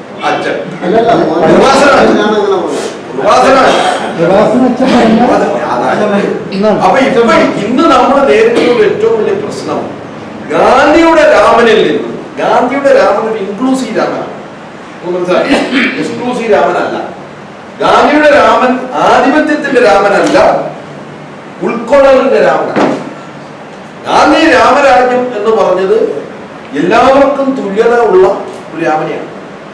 ഒരു ഇൻക്ലൂസീവ് രാമനിൽ നിന്ന് എക്സ്ക്ലൂസീവ് രാമനിലേക്ക് പോയപ്പോഴത്തേക്ക് എന്താണ്, എല്ലാവരും വാട്സപ്പ് പ്രൊഫൈലും ട്വിറ്ററും, എനിക്ക് അറിയാവുന്ന നേതാക്കന്മാർ പോലും ഈ വിഗ്രഹത്തിന്റെ പടം ഇടും.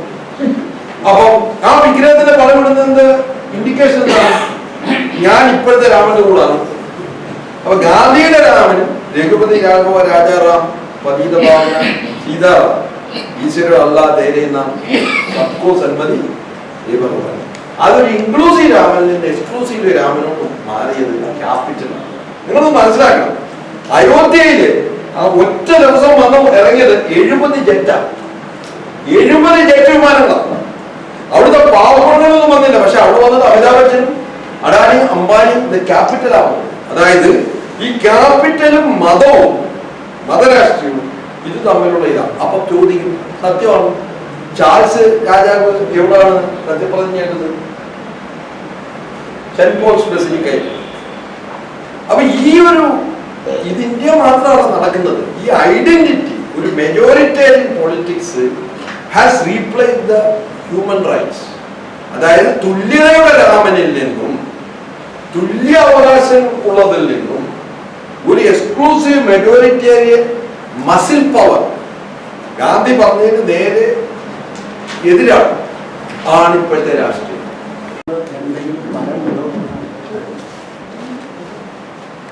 ഒന്ന് വളരെ പ്രസക്തമായിട്ട് എനിക്ക് തോന്നാറുള്ളത് ഗാന്ധി അനാഥനാണെന്നതാണ്. ഏകദേശം 1946 തുടങ്ങി ഗാന്ധി അനാഥനാണ്. ഗാന്ധിനെ അന്വേഷിക്കുന്ന, ഗാന്ധിയിലൂടെ അന്വേഷണം നടത്തുന്ന നമ്മളെപ്പോലുള്ള ആളുകളും ഒരു അനാഥത്വം അനുഭവിക്കുന്നുണ്ട്. പക്ഷേ ആ അനാഥത്വം സനാഥത്വമാണ്.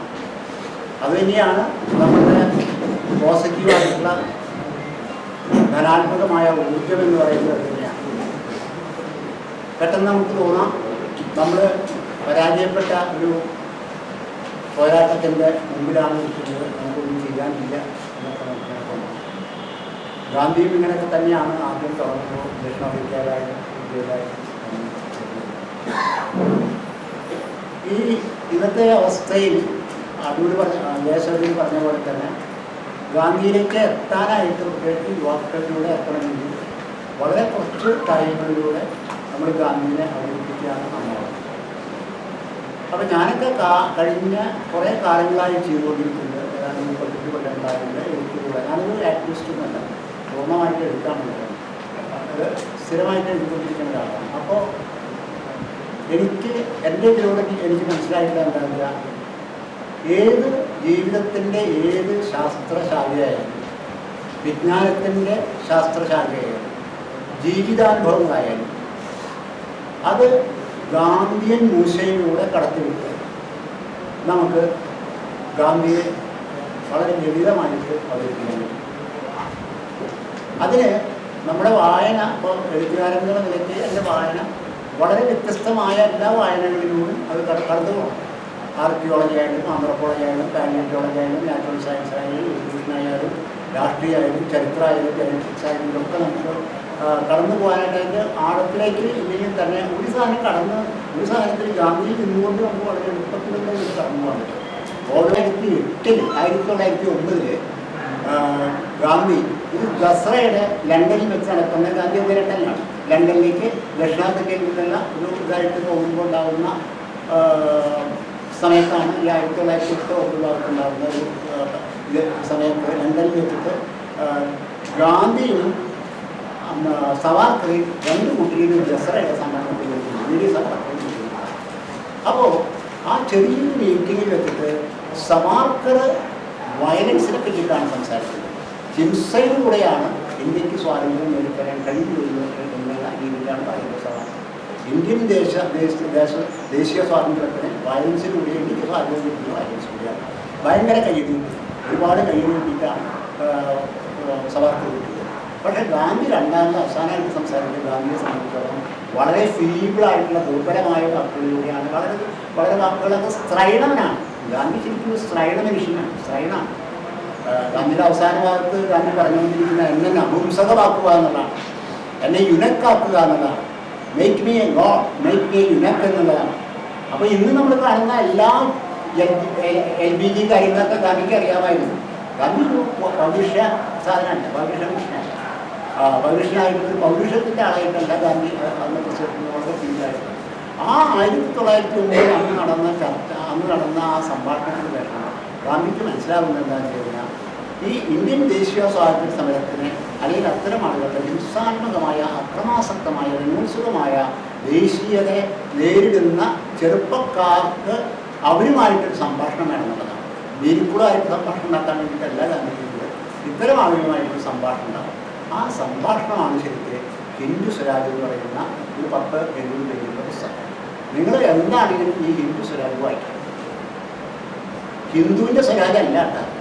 നമ്മൾ പലപ്പോഴും ഞാൻ ഈ പുസ്തകം അടിക്കാൻ കൊടുത്തിട്ട് തന്നെ ഈ കോട്ടയത്തിൻ്റെ പുസ്തകത്തിൻ്റെ പ്രൂഫ് നോക്കിയത് മുഴുവൻ ഹിന്ദു സ്വരാജ് എന്ന് അടിച്ചു. എനിക്ക് ഭയങ്കര സങ്കടം തോന്നി. ഹിന്ദു സ്വരാജ്, സ്വയംഭരണം, സെൽഫ് റൂൾ. നിങ്ങളുടെ ഉള്ളം കയ്യിൽ നിങ്ങളുടെ സ്വാതന്ത്ര്യമുണ്ട്, നിങ്ങളുടെ ശക്തിയുണ്ട്, അധികാരമുണ്ട്. അത് നിങ്ങൾ വേറെ ദിക്കിൽ കൊണ്ട് നിക്ഷേപിച്ചിരിക്കുകയാണ്. അത് നിങ്ങൾ അവിടുന്ന് പിൻവലിച്ച് നിങ്ങളുടെ ഉള്ളിലേക്ക് കൊണ്ടുവരിക എന്നുള്ളതാണ് ആ പുസ്തകത്തിൻ്റെ ലക്ഷ്യം. ആ പുസ്തകത്തിൽ ഗാന്ധി 3 കാര്യങ്ങളാണ് പറഞ്ഞത്. വളരെ പ്രധാനമായിട്ടും പാർലമെന്റിനെ പറ്റിയിട്ടും ജഡ്ജിമാരെ പറ്റിയിട്ടൊക്കെ പറഞ്ഞാൽ വളരെ കറക്റ്റാണ്. അതിൽ പറഞ്ഞിട്ട് ഒന്ന് തീവണ്ടിക്ക് എതിരായിട്ട്, പിന്നെ വക്കീലന്മാർക്കെതിരായിട്ട്, പിന്നെ ബിഷപ്പുരന്മാർക്ക്, ഡോക്ടർമാർക്ക് എതിരായിട്ട്.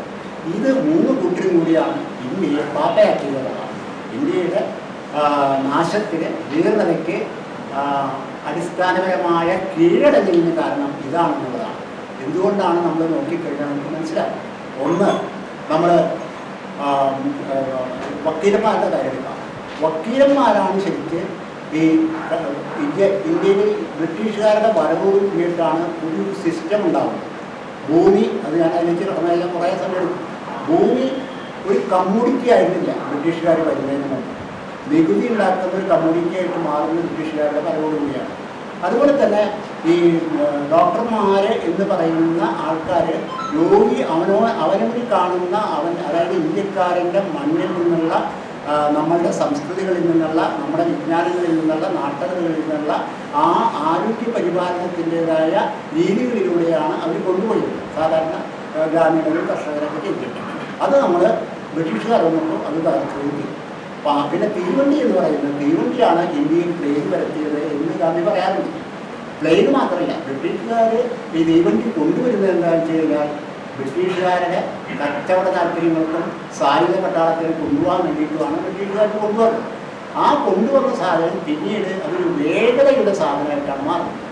നമ്മൾ ഈ മൂന്നിനെയും കാണുന്ന കാര്യം ഞാൻ കഴിഞ്ഞാൽ പരസ്പരമുള്ള വൈരങ്ങൾക്ക്, ഏതെങ്കിലും തരത്തിലുള്ള വൈരങ്ങൾക്ക് നമ്മൾ മൂന്നാമതൊരാളെ കക്ഷി ചേർക്കുന്നതോട് കൂടിയിട്ട് നമ്മൾ അയാളുടെ കളിക്കളത്തിലേക്ക് പോവുകയാണ് ചെയ്യുന്നത്.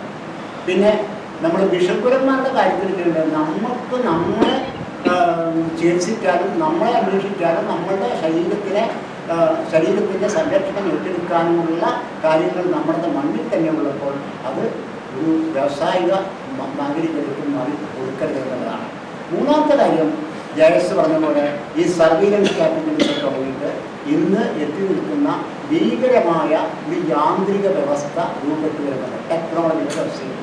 ഈ ടെക്നോളജിയുടെ വ്യവസ്ഥ ഞാനത് വായിക്കുന്ന ഒരാളാണ്. അപ്പോൾ അതിൽ പറയുന്ന ഒരു കാര്യം, അൾട്രാ ഇൻ്റലിജൻസ് എന്ന് പറയുന്ന ഒരു ശാഖ വളരെ ശക്തമായിട്ട് മുന്നോട്ട് വരികയാണ്. എന്നുള്ള നിലയിൽ ഇന്നത്തെ ഇന്ത്യയിൽ ഗാന്ധിയുടെ ഒരു ഗ്ലോബലായിട്ടുള്ള ഒരു പിന്നെ ഒരു ചിത്രത്തിൽ ഗാന്ധിയുടെ ഒരു സാങ്കത്യത്തെ സംബന്ധിച്ചാണ് പൊതുവിൽ നമ്മൾ രാവിലെ ചർച്ച ചെയ്തെങ്കിൽ, ഇന്ത്യയെ കുറച്ചുകൂടെ സ്പെസിഫിക് ആയിട്ട് കണ്ടുകൊണ്ട്, ഇന്ത്യൻ സമൂഹത്തിൻ്റെ ഇന്നത്തെ അവസ്ഥ വളരെ ഫോക്കസ്ഡ് ആയിട്ട് കണ്ടുകൊണ്ട് ഇവിടെ ഗാന്ധി എങ്ങനെ സംസാരിക്കണം, ഗാന്ധിയെക്കുറിച്ച് ധാരണയുള്ളവർ അല്ലെ ഗാന്ധിയുടെ സന്ദേശ പ്രചാരകർ ഏത് വിധത്തിലുള്ള ഒരു റോളാണ് എടുക്കേണ്ടത്, ആ ഒരു നിലയിൽ നമ്മളെ ചിന്തിപ്പിക്കാൻ ഉതകുന്ന വിധത്തിലുള്ള ഒരു വിഷയാവതരണമാണ് ഇവിടെ നടക്കാൻ പോകുന്നത്. വിഷയാവതരണം നടത്തുന്നത് ഡോക്ടർ SP ഉദയകുമാർ സാറാണ്. അദ്ദേഹം നിങ്ങൾക്ക് മിക്കവർക്കും അറിയാവുന്നതുപോലെ കന്യാകുമാരി സ്വദേശിയാണ്. SP ഉദയകുമാർ സാറിനെ ഏറെ പേര് പറയുന്നത് എന്താണ്, അവിടെയുള്ള ന്യൂക്ലിയർ പവർ സ്റ്റേഷനെതിരെയുള്ള സമരത്തിൻ്റെ നേതാവ് എന്ന നിലയിലാണ്. പക്ഷെ അത് മാത്രമല്ല, അതിനപ്പുറത്ത് അടിസ്ഥാനപരമായ ഒരു ഗാന്ധിയൻ ആശയധാരയിൽ നിന്നുകൊണ്ട് സമൂഹത്തിൻ്റെ ചലനങ്ങളെ നോക്കിക്കാണുകയും അതിനെ സംബന്ധിച്ച് വളരെ വളരെ വളരെ ഷാർപ്പായിട്ടുള്ള അഭിപ്രായങ്ങളുള്ള ആളാണ്. അദ്ദേഹം പല വിദേശ സർവകലാശാലകളിലെയും പിന്നെ അധ്യാപകനായി ജോലി ചെയ്തിട്ടുണ്ട്. ഇപ്പോഴും അദ്ദേഹം വിസിറ്റിംഗ് അതിനേക്കാളൊക്കെയാണ് സവിശേഷത. 100-ലധികം കേസെന്നാണ് എനിക്ക് പിന്നെ എൻ്റെ ഒരു അറിവ്. 100-ലധികം കേസിലെ പ്രതിയാണ് നമ്മുടെ ഞാൻ അത്ര ചെറുതായിട്ടാണ് 380ഓളം കേസിലെ പ്രതിയാണ് നമ്മുടെ മുന്നിലിരിക്കുന്നത്. എന്തോ അതെ ആണ് നമ്മളെ മുന്നിരിക്കുന്നത്. അദ്ദേഹം ഈ ഒരു വിഷയത്തെ പറ്റി നമ്മളോട് സംസാരിക്കും. ഈ ഒരു സെഷൻ്റെ മോഡറേറ്റർ ജിയോ ജോസഫ് ഗാന്ധി കളക്ടീവിൻ്റെ പിന്നെ പ്രധാന പ്രവർത്തകർ ഒരാളാണ്. നമുക്കറിയാവുന്ന പോലെ പരിസ്ഥിതി ഇങ്ങനെയൊക്കെയുള്ള ആശയധാരയിലും 30-35 വർഷമായിട്ട് പ്രവർത്തിക്കുന്ന ആളാണ്. ഇപ്പോഴാണ് ഒന്ന് സ്വതന്ത്രമായത്, കാരണം അടുത്തിടയ്ക്കാണ് റിട്ടയർ ചെയ്തത്. അതുവരെ സർക്കാർ ഉദ്യോഗസ്ഥരുടെ പരിമിതിയോ സ്വാതന്ത്ര്യമൊക്കെ ഉണ്ടായിട്ട്.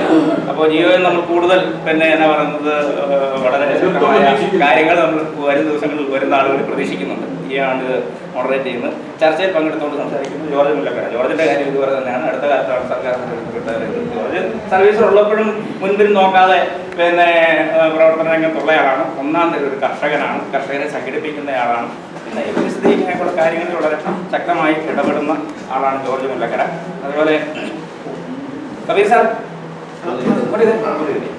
ചർച്ചയിൽ ഇടപെടുന്നയാൾ ശ്രീ കബീർ ഹുസൈനാണ്. അദ്ദേഹം വളരെ പുതിയ കാലത്തെ ഗാന്ധിയുടെ സാഹിത്യത്തെ സംബന്ധിച്ച് ചിന്തിക്കുകയും സ്വന്തമായ അഭിപ്രായങ്ങളുള്ള ഒരാളാണ്. അദ്ദേഹത്തിൻ്റെ പല ചില ആലോചനാ യോഗങ്ങളിലെ അദ്ദേഹത്തിൻ്റെ പ്രതികരണങ്ങളിൽ നിന്ന് എനിക്കത് ബോധ്യപ്പെട്ടു. അതിനപ്പുറം അദ്ദേഹം ചർച്ചയിൽ ഇടപെട്ടുകൊണ്ട് സംസാരിക്കും. വേറൊരാൾ നമ്മുടെ പ്രസിഡന്റ് ടീച്ചറാണ്. ഞങ്ങൾ ടീച്ചർ ഇങ്ങനെ മസിൽ പിടിച്ചായിരിക്കുന്നത്. കാരണം ടീച്ചറിനെ ഇച്ചിരി നിർബന്ധം ചെലുത്തിയാണ് ചർച്ചയിൽ പങ്കെടുക്കുന്ന ആളെ. അടുത്തിടെ ഒരു 3 ടീം പോയി സേവാഗ്രാമ ആശ്രമത്തിലേക്ക് ഒരു തീർത്ഥയാത്ര പോലെ മനസ്സിലാക്കാൻ വേണ്ടി പോയിട്ടുണ്ട്. അത് 2ാമത്തെ യാത്രയിൽ പങ്കെടുത്ത ആളാണ് ടീച്ചർ. ടീച്ചറിൻ്റെ വളരെയധികം ആ യാത്രയെ തുടർന്നുണ്ടായ ടീച്ചറിൻ്റെ പ്രതികരണങ്ങൾ പലപ്പോഴും ആ യാത്രയിൽ ഇതുവരെ പങ്കെടുത്തിട്ടുള്ള മറ്റു പലരുടെ പ്രതികരണങ്ങളെക്കാൾ വളരെയധികം തീവ്രതയുള്ളതും വളരെയധികം മനസ്സിനെ സ്പർശിക്കുന്ന ഒക്കെ ആയിട്ടുള്ള പ്രതികരണങ്ങൾ. വളരെ സീരിയസ് ആയിട്ട് ആ ഒരു യാത്രയെ കാണുകയും സേവാഗ്രാമിൽ പോയി കണ്ടറിഞ്ഞ ഗാന്ധിയെ കുറിച്ച് വളരെയധികം സംശയിച്ചിട്ടുള്ള ഒരാൾ എന്നുള്ള നിലയ്ക്ക് ആണ് ടീച്ചറിനെ ഈ വേദിയിൽ ഈ വിഷയത്തെ സംബന്ധിച്ചുള്ള ചർച്ചയിൽ ടീച്ചറോട് ഞാൻ എന്ത് പറയും, അത് എന്ത് പറയുന്നു എന്നതിന് അപ്പുറത്തുള്ള ഒരു സംഗതി കണ്ട് ഈ കാര്യങ്ങളെ എങ്ങനെ സമീപിക്കുന്നു എന്നുള്ള ആ സമീപനത്തെ അംഗീകരിച്ചുകൊണ്ടുകൂടിയാണ് ടീച്ചറെ ഇവിടെ ഈ വിഷയാവതരണത്തിന് വിഷയാവതരണത്തില്ല ചർച്ചയിൽ പങ്കെടുക്കുന്നവരുടെ കൂട്ടത്തിൽ ഉൾപ്പെടുത്തുന്നത്. അപ്പോൾ ആ ഒരു നിലയ്ക്ക് നിങ്ങളെല്ലാവരെയും ഒറ്റ വാക്കിൽ സ്വാഗതം ചെയ്യുന്നു. നിങ്ങൾക്ക് ഞാൻ പരിചയപ്പെടുത്തി എന്ന് വിചാരിക്കുന്ന ഇവർ ആളുകളെ ബാക്കി കാര്യങ്ങൾ ജിയോ പറഞ്ഞ കാര്യങ്ങൾ. രാവിലത്തെ സെഷൻ നമ്മൾ 4 മണി വരെ നീണ്ടു. അതിനുശേഷം 15 മിനിറ്റ് എന്ന് പറഞ്ഞെങ്കിലും 4:30 അപ്പോൾ ഞാൻ കൂടുതൽ സമയം എടുക്കുന്നില്ല. ഇത് വളരെ പ്രധാനപ്പെട്ട ഒരു സെക്ഷനാണ് നമ്മളെ സംബന്ധിച്ചിടത്തോളം, കേരളത്തെ സംബന്ധിച്ചിടത്തോളം, ഇന്ത്യയെ സംബന്ധിച്ചിടത്തോളം. നമ്മൾ പൊതുവെ ഉപയോഗിക്കുന്നൊരു വാക്ക് ഫാസിസം എന്നുള്ളൊരു വാക്കാണ്. ഫാസിസം ഇറ്റലിയിൽ അല്ലേ, നാസിസം ഈ പറഞ്ഞ ജർമ്മനിയിലുണ്ടായിരുന്നു.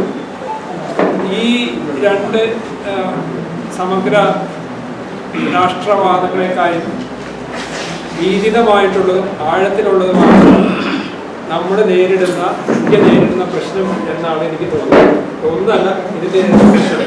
അതിന് ഈ വാക്ക് ഉപയോഗിച്ചാൽ മതിയാവില്ല എന്നാണ് ഞാൻ വിശ്വസിക്കുന്നത്. അത് മറ്റൊന്നും കൊണ്ടല്ല, അത് വളരെ ആഴത്തിൽ ഇൻട്രസ്റ്റ് ആയിട്ടുള്ള ഒരു മതത്തിൻ്റെ ബ്രാഹ്മണിക്കൽ ഒരു മതത്തിൻ്റെ പല അതിൻ്റെ എല്ലാ ധാരകളും ഉൾച്ചേർന്നിട്ടുള്ള വളരെ കോക്റ്റീവായിട്ടുള്ള ഏറ്റെടുക്കുന്നതും എതിർക്കുന്നതുമായിട്ടുള്ള പല സ്വഭാവങ്ങൾ കൈകാര്യം ചെയ്യുന്ന ലോകത്തിലുള്ള എല്ലാ നാഗരികർക്കും ഉള്ള പരിഹാരം. അത് നാഗരികർക്കുള്ള പരിഹാരം മാത്രമല്ല, അവർക്ക് ഈ പറഞ്ഞ പോലെ എല്ലാത്തിനും കാലഘടനയ്ക്ക് ഉൾപ്പെടെ, പ്രപഞ്ചത്തിൻ്റെ കാലഘടനയ്ക്ക് ഉൾപ്പെടെയുള്ള പൗരാണികമായിട്ടുള്ള ചില ഗ്രന്ഥങ്ങളിൽ പറഞ്ഞിരിക്കുന്നത് അക്ഷരാർത്ഥത്തിൽ ശരി എന്ന് വിശ്വസിക്കുന്ന ഒരു സംഗതിയാണ്. ഞാനിത് പറയാൻ ശ്രമിക്കുന്നത് ഒരുപക്ഷെ യൗവന ഗ്രീക്ക് മിത്തോളജിയിലുള്ള ഒരു സംഗതി അതൊരു മതരൂപത്തിൽ വരികയും അതൊരു ഐഡിയോളജിയായിട്ട് മാറുകയും ചെയ്ത് കഴിഞ്ഞാൽ അങ്ങനെ അതിനൊക്കെ സമാനമായിട്ടുള്ളൊരു സംഗതിയാണ്. അതിനൊരു ശ്രേഷ്ഠത, നമ്മൾ എത്രയോ ശ്രേഷ്ഠമാണെന്ന് ഭാവത്തിൽ വയ്ക്കുന്ന ഒരു പ്യൂരിറ്റി ഒരു ഐഡിയോളജിയുടെ ഒരു രൂപമാണ് വരുന്നത്. ഒരു ഡിസ്ക്രിമിനേറ്ററി ലാഡറിലുള്ള ഒരു ജാതി വ്യവസ്ഥയിൽ നിന്നിട്ടുള്ളൊരു സംഗതിയാണ്. അപ്പോൾ ഇങ്ങനെയൊക്കെ വരുന്നൊരു സംഗതിയെ അതൊരു സമഗ്രാധിപത്യത്തിലേക്ക് പോകുന്ന സമയത്ത് ഞാനിത് ഉദയകുമാർ സാറിന് ഇത് ചെയ്യാൻ വേണ്ടിയിട്ട് പറയുന്നതാണ്. അതിനെ നമുക്ക് അത്ര എളുപ്പത്തിൽ ജർമ്മനിയിലൊക്കെ ഇല്ലാതെ ആയ പോലെ ഈ ഒരു ഫാസിസം ഒരു ഇലക്ഷനിലുള്ള സ്ട്രാറ്റജി കൊണ്ടോ മറ്റു പല രീതികൾ കൊണ്ടോ ഇല്ലാതെയാക്കാൻ പറ്റുമെന്ന് കുറച്ചെങ്കിലും നമ്മുടെ സോഷ്യൽ എഞ്ചിനീയറിംഗ് മനസ്സിലാക്കിയാൽ പറ്റുമെന്ന് തോന്നുന്നില്ല. ഇതാണ് ഞാൻ ചുരുക്കി പറഞ്ഞ ഒരു പോയിന്റ്. ഇന്നത്തെ ഇന്ത്യയിലെ ഗാന്ധി എന്നുള്ളൊരു സബ്ജക്റ്റാണ് പറയുന്നത്.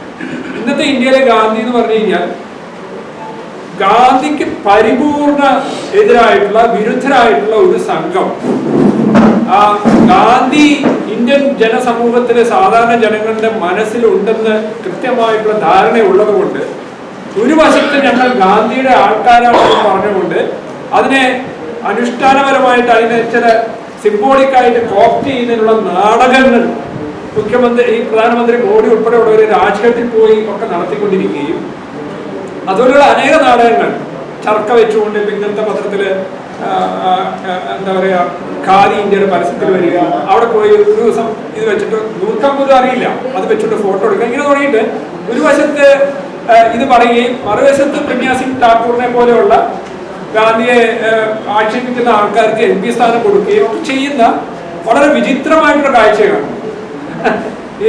അപ്പൊ ഈ വിചിത്രമായിട്ടുള്ള കാഴ്ചയുടെ ഏറ്റവും അവസാനത്തെ എപ്പിസോഡുകളിൽ ഒന്നാണ് നമ്മുടെ ഈ നിയമത്തിന്റെ പേര് എനിക്കല്ല, ക്രിമിനൽ പ്രൊസീജിയർ കോഡ്. അതൊരു ജഡ്ജിനെ ആനന്ദ് വെങ്കടേഷ് പറഞ്ഞു ആ ദൈവത്തിന്റെ പേര് പറയാൻ എനിക്കറിയില്ല, അതുകൊണ്ട് ക്രിമിനൽ പ്രൊസീജിയർ കോഡ് എന്ന് പറയും. അതിൻ്റെ അതിപ്പോ ഇപ്പോഴത്തെ ആണെങ്കിൽ ഒരു 100 കേസോട് കൂടിയിട്ട് SP ഉദയകുമാറിന് വന്നേനെ അവിടെ കുറേ ദിവസം നിരാഹാരനുഷ്ഠിച്ചു. ആത്മഹത്യ സംബന്ധിച്ച് കേസ് എടുത്ത് അകത്തെടുക്കേണ്ട ഒരു സംഗതിയാണ്. വേദാപക്ഷത്തിലല്ലേ എത്രയോ നിരാഹാരം അനുഷ്ഠിച്ചിരിക്കുന്നു, 10-26 ദിവസം. നമ്മൾ തന്നെ അനുഷ്ഠിച്ചിരിക്കുന്നു. സണ്ണി വൈഡൊക്കെ 101 മണിക്കൂറോ ഒക്കെ സെക്രട്ടറിയുടെ ഫ്രണ്ടില് പലപ്പോഴും നിരാഹാരം അനുഷ്ഠിച്ചിട്ടുണ്ട്. അപ്പോ നമ്മളെല്ലാം ഓരോ ഘട്ടത്തിൽ ചെയ്തിട്ടുണ്ട്. അതുപോലും ഇതാക്കുന്ന സമയത്ത് അവർക്കറിയാം ഗാന്ധിജിയെ മാത്രമല്ല ഗാന്ധിജി മുന്നോട്ട് വെച്ചിട്ടുള്ള സമര മാതൃകകളെയും ഒക്കെ അവർ ഭയക്കുന്നത് യഥാർത്ഥത്തില് ഗാന്ധിയുടെ ആത്മീയതയല്ല, ഗാന്ധിയുടെ സ്പിരിച്വാലിറ്റി അല്ല, അതിനപ്പുറത്തുള്ള ഒരു സംഗതി മുന്നോട്ട് വയ്ക്കുന്നത് ഗാന്ധി അവർക്ക് ഇപ്പോഴും എതിരാളി തന്നെയാണെന്നുള്ളതാണ് കൃത്യമായിട്ട് അവർ മനസ്സിലാക്കുന്നുണ്ട്. അത് ഈ അപരത്വം സൃഷ്ടിച്ചുകൊണ്ട് അവർക്ക് അവരുടെ അധികാരത്തിൽ നിലനിൽക്കാൻ ബുദ്ധിമുട്ടുണ്ടാക്കുന്നത് ഗാന്ധിയാണ്. പക്ഷേ ഗാന്ധിജിയുടെ വധം അത് ഓട്ടോറിക്ഷ ഇടിച്ചല്ല മരിച്ചെന്ന് പറയണത് ഗാന്ധിജി മരിച്ചത്. പക്ഷെ വധം പോലും ഇപ്പൊ ഗുജറാത്തിലെ ടെക്സ്റ്റ് ബുക്കിൽ മാറ്റിയിരിക്കുകയാണ്. ഗുജറാത്തിലെ ടെക്സ്റ്റ് ബുക്കിൽ അങ്ങനെയില്ല, ഗാന്ധി കൊല്ലപ്പെട്ട സംഗതിയില്ല. അപ്പോ അതാണ് ഒരുപക്ഷെ ഇന്ത്യയെ ഇത്രയും കാലം ഒരു 90കൾ വരെയെങ്കിലും ഇന്ത്യയിൽ സംഘപരിവാറിന്റെ ഒരു തൊട്ടുകൂടായ്മ ഉണ്ടാക്കി അകറ്റി നിർത്തുകയും ചെയ്ത്. അതിന്റെ വിശദത്തിൽ ഞാൻ പോകുന്നില്ല. അപ്പോൾ ഇന്നത്തെ ഗാന്ധി എന്ന് പറയുന്നത്, ഇന്ത്യയിലെ ഗാന്ധി എന്ന് പറയുന്നത് കാലത്തിന്റെ ഇതില് കുറച്ചൊക്കെ മറന്നുപോയിട്ടുണ്ടെങ്കിൽ ഇപ്പോഴും ജനസാമാന്യത്തിന്റെ ഉള്ളിൽ ഗാന്ധി ഉണ്ട്, ഒരർത്ഥത്തിൽ അല്ലെങ്കിൽ മറ്റൊരർത്ഥത്തിൽ. അപ്പൊ ആ ഗാന്ധിയെ എങ്ങനെ വീണ്ടെടുക്കുക എന്നുള്ളതുണ്ട്. പക്ഷെ അതിലൊക്കെ ഉപരിയായിട്ട് നമുക്ക് ഈ നേരിടുന്ന ഭീഷണിയെ എങ്ങനെ മറികടക്കാം എന്നുള്ള കാര്യത്തില് ആണ് മുന്നോട്ട് പോകേണ്ടത്. ഇപ്പൊ SP ഉദയകുമാർ എന്നോട് പറയുണ്ടായി നമുക്കിതൊരു ചർച്ചാ രൂപത്തിൽ കൊണ്ടുപോകുന്നതായിരിക്കും ഭംഗി. അപ്പൊ ഞാൻ പറഞ്ഞു അങ്ങനെയല്ല, ഒരു 15-20 മിനിറ്റെങ്കിലും ഇതിന്റെ ഒരു ആമുഖമായിട്ട് അവതരിപ്പിക്കുന്നു. അതിനുശേഷം ഈ പ്രായോഗികമായിട്ട് അടുത്ത നമ്മൾ സംസാരിച്ചിട്ട് പോയിട്ട് കാര്യമല്ലോ, പ്രായോഗികമായിട്ട് എന്ത് ചെയ്യാൻ പറ്റും എന്നുള്ളത് തങ്ങൾക്ക് ചെയ്യാൻ പറ്റുന്ന കാര്യങ്ങളുടെ ഇതിലെന്ന് പറയണം. അല്ലാണ്ട് വേറെ ഒരാൾ ചെയ്യാൻ വേണ്ടിയിട്ട് അഭിപ്രായം പറഞ്ഞ കാര്യമില്ല. ആ രീതിയിലുള്ള ചർച്ചയിൽ പങ്കെടുക്കുന്നവരൊക്കെ പോയി കഴിഞ്ഞാൽ നമുക്ക് ഈ ക്യാമ്പ് കൊണ്ട് നമ്മൾ ഉദ്ദേശിക്കുന്ന പ്രധാനപ്പെട്ട ലക്ഷ്യങ്ങൾ നേടാൻ സാധിക്കും. അപ്പോൾ ആ അർത്ഥത്തിൽ നമുക്ക് ഏറ്റവും അനുയോജ്യനായിട്ടുള്ള വ്യക്തിയെ കിട്ടിയിരിക്കുന്നത്. മറ്റൊന്നുകൊണ്ടല്ല, നമുക്ക് താത്വികമായിട്ട് വിശകലനം ചെയ്യാൻ പറ്റുന്ന ആൾക്കാർ ഇഷ്ടം പോലെയുണ്ട്. പക്ഷെ അത് പ്രായോഗികമായിട്ട് ഒരു സമര രൂപത്തിൽ കാണിച്ച SP ആണുള്ളത്. എനിക്കിപ്പോഴും ഓർമ്മ വരുന്നത് അവിടുത്തെ പള്ളിയിലായിരുന്നു എണ്ണക്കര ആ പള്ളിയുടെ ഫ്രണ്ടില് ഏതാണ്ട് 10,000 പേര്. ആദ്യം ഞാൻ നന്ദി പറയുന്നു. എല്ലാവർക്കും നമസ്കാരം. ഫസ്റ്റ് ഓഫ് ഓൾ വളരെ സന്തോഷം. ഈ സംഗതി ഇങ്ങനെ ഒരു പ്രോഗ്രാം നടത്തുന്നത് തന്നെ it's really unique, very timely. ഇന്ത്യയിൽ ഏതാ 420 മില്യൺ ആൾക്കാരല്ലേ, 40 സ്റ്റേറ്റില്ലേ, എവിടെ ഇതുപോലെ ഒരു ഡിബേറ്റ് എവിടെ നടക്കുന്നതായിട്ട് എനിക്കറിയില്ല. ഞാൻ ഇപ്പോൾ ഡൽഹി പോയിരുന്നത് കഴിഞ്ഞാഴ്ച I was with Rahul Gandhi planning that trip, മറ്റേ ഭാരത് ജോഡോ ന്യായ യാത്രയൊക്കെ ഡൽഹിയിൽ പോലും ഇങ്ങനൊന്നും നടക്കുന്നില്ല. So what you are doing is the best thing. ഇപ്പോൾ നമുക്ക് ആവശ്യമുള്ള വിഷയമാണിത്. ഒരു ചെറിയ ബാക്ക്ഗ്രൗണ്ട് ഇതിനെപ്പറ്റി. എൻ്റെ അച്ഛൻ പെരിയാറിസ്റ്റാണ്, ഡൈ ഹാർഡ് പെരിയാറിസ്റ്റ്. അപ്പോൾ ഞാൻ പഠിച്ചതൊക്കെ വായിക്കാൻ തുടങ്ങിയതൊക്കെ പെരിയാർ അണ്ണാസ് റൈറ്റിങ്സ് അങ്ങനെ തുടങ്ങിയതുകൊണ്ട് I could see the Brahmanical oppression. ഞങ്ങൾ ട്രിവാൻഡ്രം കൊച്ചിൻ സ്റ്റേറ്റിലായിരുന്നു, കന്യാകുമാരി ജില്ല. തമിഴ് സ്പീക്കിംഗ് മൈനോറിറ്റി ആയിരുന്നു. ലോകത്തിൽ നമുക്ക് എല്ലാവർക്കും അറിയാം ഹ്യൂമൻ റൈറ്റ്സിനെ പറ്റിയൊക്കെ നമ്മൾ രാവിലെ സംസാരിച്ചു. വളരെ അപ്രസീവ് സ്ലേവറി പറ്റി നമ്മൾ കേട്ടിട്ടുണ്ട്, സെർവിറ്റ്യൂഡ് പറ്റി നമ്മൾ കേട്ടിട്ടുണ്ട്, ബോണ്ടഡ് ലേബർ പറ്റി കേട്ടിട്ടുണ്ട്, മെയിൽ ചോവിനിസം, അങ്ങനെ ഒരുപാട് വിഷയങ്ങൾ നമുക്കറിയാം. പക്ഷേ സ്ത്രീകൾക്ക് അപ്പർ ബോഡി കവർ ചെയ്യാൻ പറ്റാത്ത ഒരു സ്ഥിതി നിങ്ങൾ കേട്ടിട്ടുണ്ടെന്ന് അറിയില്ല. തോൾച്ചിലെ പോരാട്ടം, ഒരു ടു കീപ് യുവർ ഡിഗ്നിറ്റി, സ്ത്രീകൾക്ക് മാത്രം to cover your upper part of the body ഒരു സമരം നടത്തുന്ന ഒരു വിഷയം ലോകത്തിൽ എവിടെയില്ല. സ്വാമി വിവേകാനന്ദൻ പറഞ്ഞ് Trivandrum Cochin state was A mental asylum. 18 ജാതിയെ ചേർന്നവർക്ക് they couldn't cover their bosom. ഏറ്റവും വലിയ ഒരു കാട്ടുമ്രാണ്ടി സമൂഹത്തിൽ പോലും നമ്മളങ്ങനെ കേട്ട് കാണത്തില്ല. അങ്ങനെയുള്ള സ്റ്റേറ്റ് ആയിരുന്നു ട്രിവാൻഡ്രം കൊച്ചിൻ സ്റ്റേറ്റ്. അപ്പോൾ അതുപോലുള്ള വിഷയങ്ങൾ ഹിസ്റ്ററീസ് ഒക്കെ പഠിച്ചു വന്നപ്പോൾ I could really take a clear stand against Brahmanical oppression. അങ്ങനെയായിരുന്നു. Even in my own lifetime, the school headmaster would be a Krishnaswamy Iyer. Collector would be a Padmanabhan Iyer.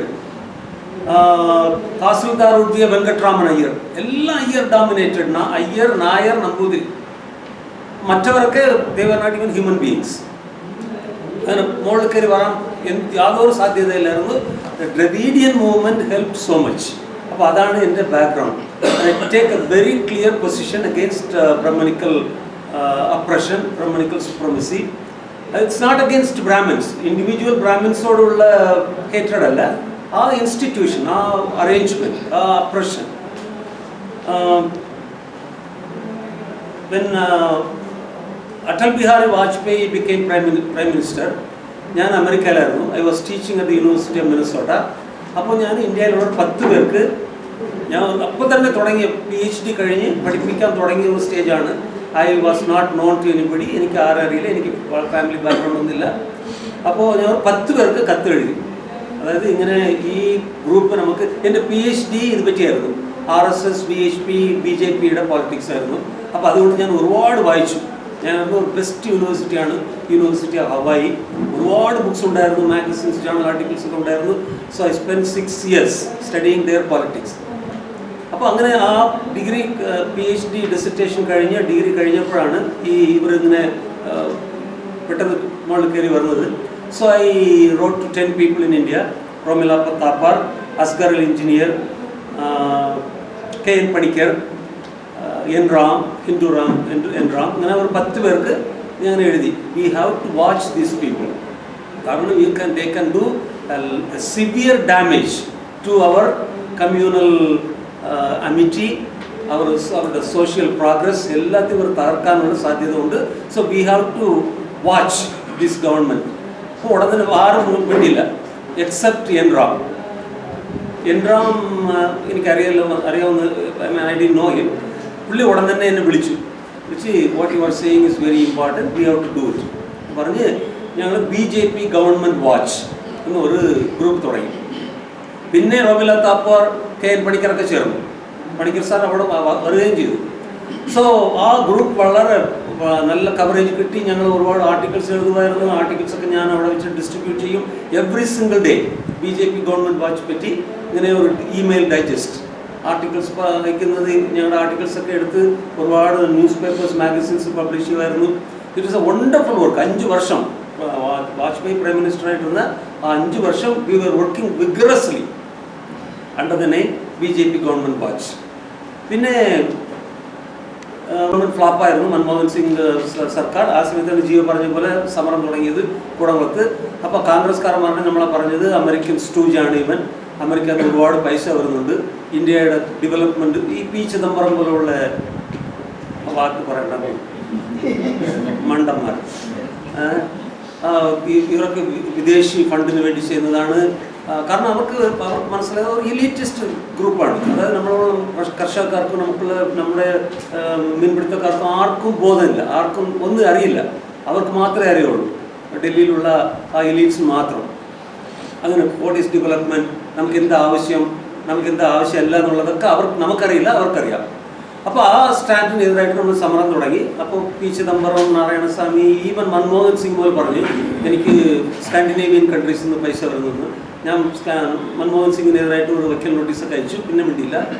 So കോൺഗ്രസിൻ്റെ ബ്ലണ്ടേഴ്സാണ് ഇപ്പോൾ നമ്മളിവിടെ ഇരിക്കുന്നതിന് കാരണം കോൺഗ്രസ്സാണ്. മോഡി വന്നപ്പോൾ എല്ലാം നമ്മൾ വി വർ ട്രാപ്ഡ് എന്ന് മനസ്സിലായി. പക്ഷേ വി കുഡന്റ് ഡു ഇറ്റ്. സംസാരിക്കുകയായിരുന്നു, എഴുതുകയായിരുന്നു, പക്ഷെ ഒന്നും ചെയ്യാൻ പറ്റിയത്. ഇപ്പോൾ നൗ വി ആർ സ്റ്റക്ക്. 2 വർഷത്തിന് മുമ്പ് തോട്ടപ്പള്ളിയിൽ സാർ ഇവിടെ ഉണ്ടായിരുന്നു, യോഹാൻ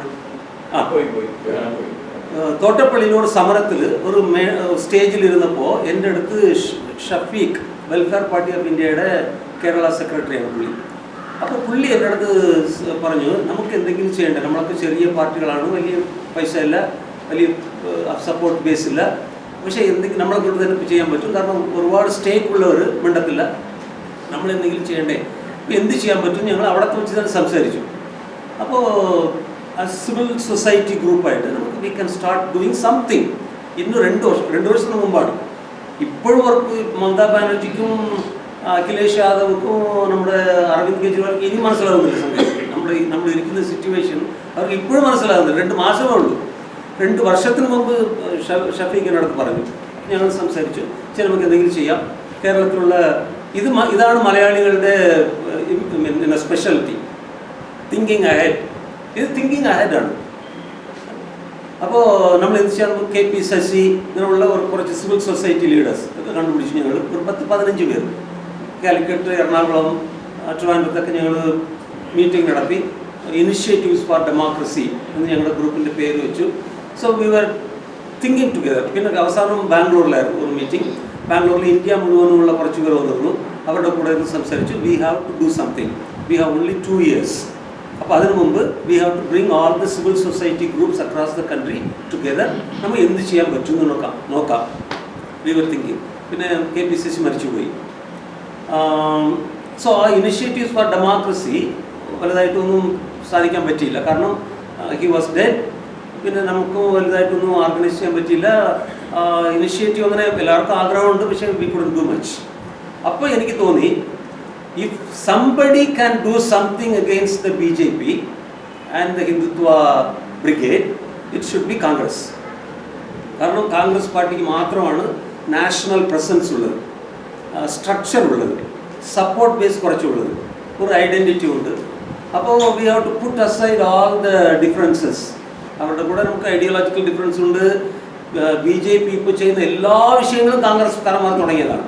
അത് ആധാർ ആയാലും ശരി, GST ആയാലും ശരി, എല്ലാ വിഷയങ്ങളും കംപ്ലീറ്റ് ഈ fascist development, India US nuclear deal, അങ്ങനെ എല്ലാ മണ്ടത്തനങ്ങളും അവന്മാർ തുടങ്ങിയതാണ്. ബട്ട് സ്റ്റിൽ ഈ danger, we have to get rid of this danger.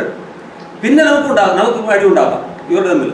I mean, we can deal with Congress and other parties later, but we have to get rid of this danger. ഞങ്ങൾ തമിഴ്നാട്ടിൽ പറയും കൊലകാരനോ കൊള്ളക്കാരനോ.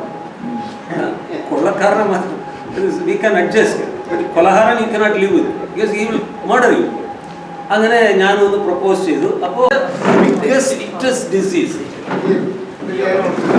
ഒരുപാട് പ്രശ്നങ്ങളുണ്ട്. ഇപ്പോൾ India എന്നുള്ള contemporary India എന്ന് പറയുന്ന ഈ പേഷ്യൻറ്റിന് there are so many problems. വളരെ ചെറിയ മൈൽഡ് ഹെഡേക്കോ അങ്ങനെയുള്ള ബോഡി ഫിസിക്കൽ ടയർഡ്നെസ് അല്ല, വേറെ പല വിഷയങ്ങളുണ്ട്. അപ്പോൾ നമുക്കൊന്ന് ലിസ്റ്റ് ചെയ്യാം എന്തൊക്കെയാണ് മോസ്റ്റ് ഇമ്പോർട്ടൻറ്റ്. ആദ്യം, what is the most important disease this contemporary Indian society is afflicted with? Caste and religion. Casteism എന്ന് പറയാം അല്ലേ?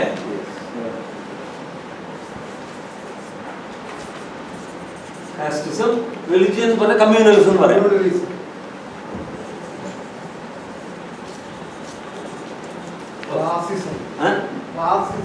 ഫാസിസം, hunger deaths, hunger and poverty, or poverty and hunger, unemployment,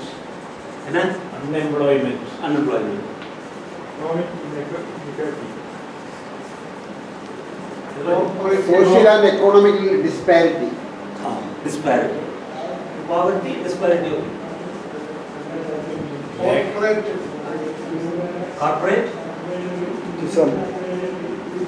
corporatism, lack of sustainable development, അല്ലെങ്കിൽ നമുക്ക് പ്രശ്നമാണ് climate, lopsided development.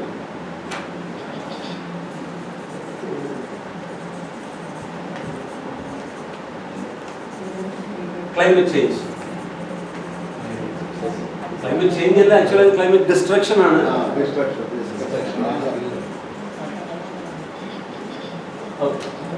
Hatred towards other. Hatred, bigotry.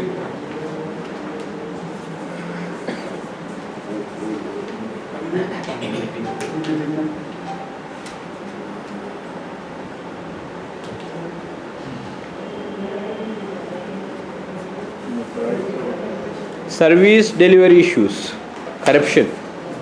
Corruption.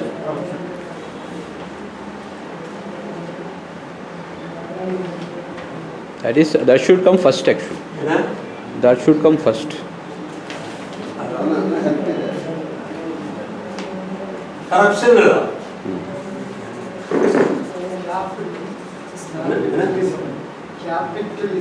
Capitalism.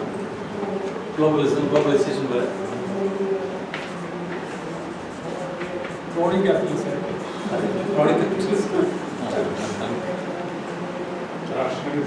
Nationalism.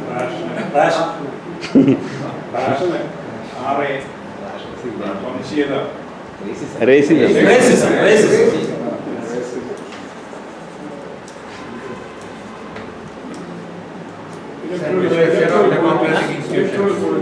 Electoral politics. And communal politics. Destruction of democratic institutions. Centralization of power. Centralization.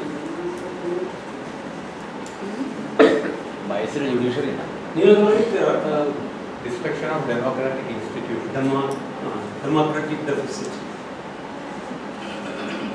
Discrimination. Communal Communal politics and politics communism. She has good point. Gender issue. Gender issue. Harmony. Discrimination. Both Gender sides. discrimination. Both sides. Social discrimination. Judicial ശരി okay ഇപ്പോൾ ഇതാണ് diagnosis. ആദ്യം ഇത് treat ചെയ്യാം. എന്നാണ് ആദ്യം ഇത് treat ചെയ്യാം. അതെ രാത്രി വീട്ടിൽ പോകുമ്പോൾ Appeasement ഉണ്ട്. ആ. ജഡ്ജിമാരുടെ അതെ. അതിനെന്താ? നമുക്ക് ഒരുപാട് ഇഷ്യൂസ് ഉണ്ട്. ഇനിയിപ്പോൾ സോഷ്യൽ ഇഷ്യൂസ്, ഇക്കണോമിക് ഇഷ്യൂസ് പോയാൽ we can list whole lot of issues. ഇതാണ് ഡയഗ്നോസിസ്. ഇതാണ് ഇതിൽ ഇപ്പോൾ നമ്മൾ രാവിലെ ലവ് ജിഹാദ് പറ്റി ആരോ പറഞ്ഞു. അപ്പോൾ ഇനാമുൽ അത് പറ്റി ഒരു പറയാറുണ്ട്. ഇപ്പോൾ ജിയോ ഇനാമുൽ സംസാരിച്ചത് ഞാൻ കേട്ടുകൊണ്ടിരുന്നു. ഇങ്ങനെയുള്ള ഇഷ്യൂസൊക്കെ ഈ സെക്കൻഡറി ഡിസീസില്ലേ അതൊക്കെ കുഞ്ഞു നമുക്ക് ഒഴിവാക്കാം. പ്രൈമറി മോസ്റ്റ് ലൈഫ് ത്രെട്ടനിങ് ഇതാണ് ഈ issues. Hunger and death human death. Death okay. Hunger പ്രശ്നമാണ്.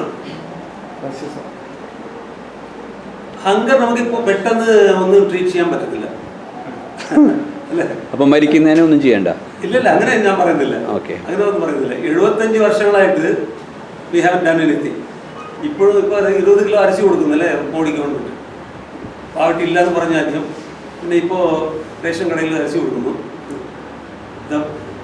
പാവർട്ടി അലിവിയേഷൻ ഡിസൈഡ് ചെയ്യുന്നത് ഒരു പൊളിറ്റിക്കൽ സ്ട്രക്ചറാണല്ലോ. യാത്ര ഞങ്ങൾ കുറച്ച് പേര് കൂടി സംസാരിച്ച് നമ്മളൊരു സിവിൽ സൊസൈറ്റി ഗ്രൂപ്പായിട്ട് നമുക്ക് ഡൽഹിയിൽ കൂടി യോഗേന്ദ്ര യാദവിൻ്റെ ലീഡർഷിപ്പിൽ ഞങ്ങൾ ഇന്ത്യ മുഴുവൻ നിന്ന് 300 ഗ്രൂപ്പ്സ് ഉണ്ടായിരുന്നു. അവിടെ ഇരുന്ന് ഡിസ്കസ് ചെയ്ത് അതിൽ ഒരുപാട് പേര് ഒരുപാട് പേരല്ല, almost everybody had reservations against the Congress party.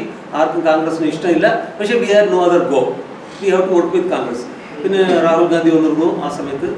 കഴിഞ്ഞ 2022 ആഗസ്റ്റ് വന്നു തോന്നുന്നു. ആ സമയത്ത് തുടങ്ങിയതാണ്. അപ്പോൾ അങ്ങനെ സംസാരിച്ചു. We talk to Rahul Gandhi. ഞാൻ സത്യം പറയാണ്, I am really convinced by Rahul Gandhi. He is a genuine man. നല്ല മനുഷ്യനാണ്. വലിയ may be sometimes he speaks like a little കുറച്ച് ഇറസ്പോൺസിബിളായിട്ട് സംസാരിക്കാറൊക്കെ ഉണ്ട്. പക്ഷെ still I think his heart is good. He wants to do something. കൂടെ ഇരിക്കുന്നവർ ഒറ്റ ഒരാൾ ശരിയില്ല. ബട്ട് പി ചിദംബരം എങ്ങനെ വടക്കാനിട്ടു നിങ്ങളുടെ KC വേണുഗോപാൽ. മറ്റേ വേറെ കർണാടകക്കാരൻ ജയറാം രവി പക്ക സംഖ്യയാണ്. വോട്ട് ചെയ്യല്ലേ. അപ്പോൾ ഇങ്ങനെയുള്ള ആൾക്കാരാണ് കൂടെ ഇരിക്കുന്നത്. Poor guy, he wants to do something. ഇപ്പോൾ കണ്ടില്ലേ, ഇത്ര ഒരു വലിയ ഒരു ഹ്യൂജ് ത്രെറ്റ് എതിരായിട്ട് നിൽക്കുന്നത് ഒറ്റ ഒരു മനുഷ്യനാണ്, രാഹുൽ ഗാന്ധി. എനിക്ക് അതാണ് ഇനി പാവം തോന്നുന്നത്. So we have to do something. ഈ സമയത്ത് പുള്ളിയുടെ കൂടെ നിന്നില്ലെങ്കിൽ I think we are doing something really bad for our children and grand children. ആ ബോധത്തോടാണ് ഞങ്ങളൊക്കെ പോയത്. പിന്നെ ഞങ്ങൾ കന്യാകുമാരിയിൽ കുറച്ച് ഈ ഫിഷിംഗ് വില്ലേജസിലൊക്കെ പോയി മൊബിലൈസ് ചെയ്ത് ഒരുപാട് നമുക്ക് ആൾക്കാരെ തിരട്ടണം. We have to show strength.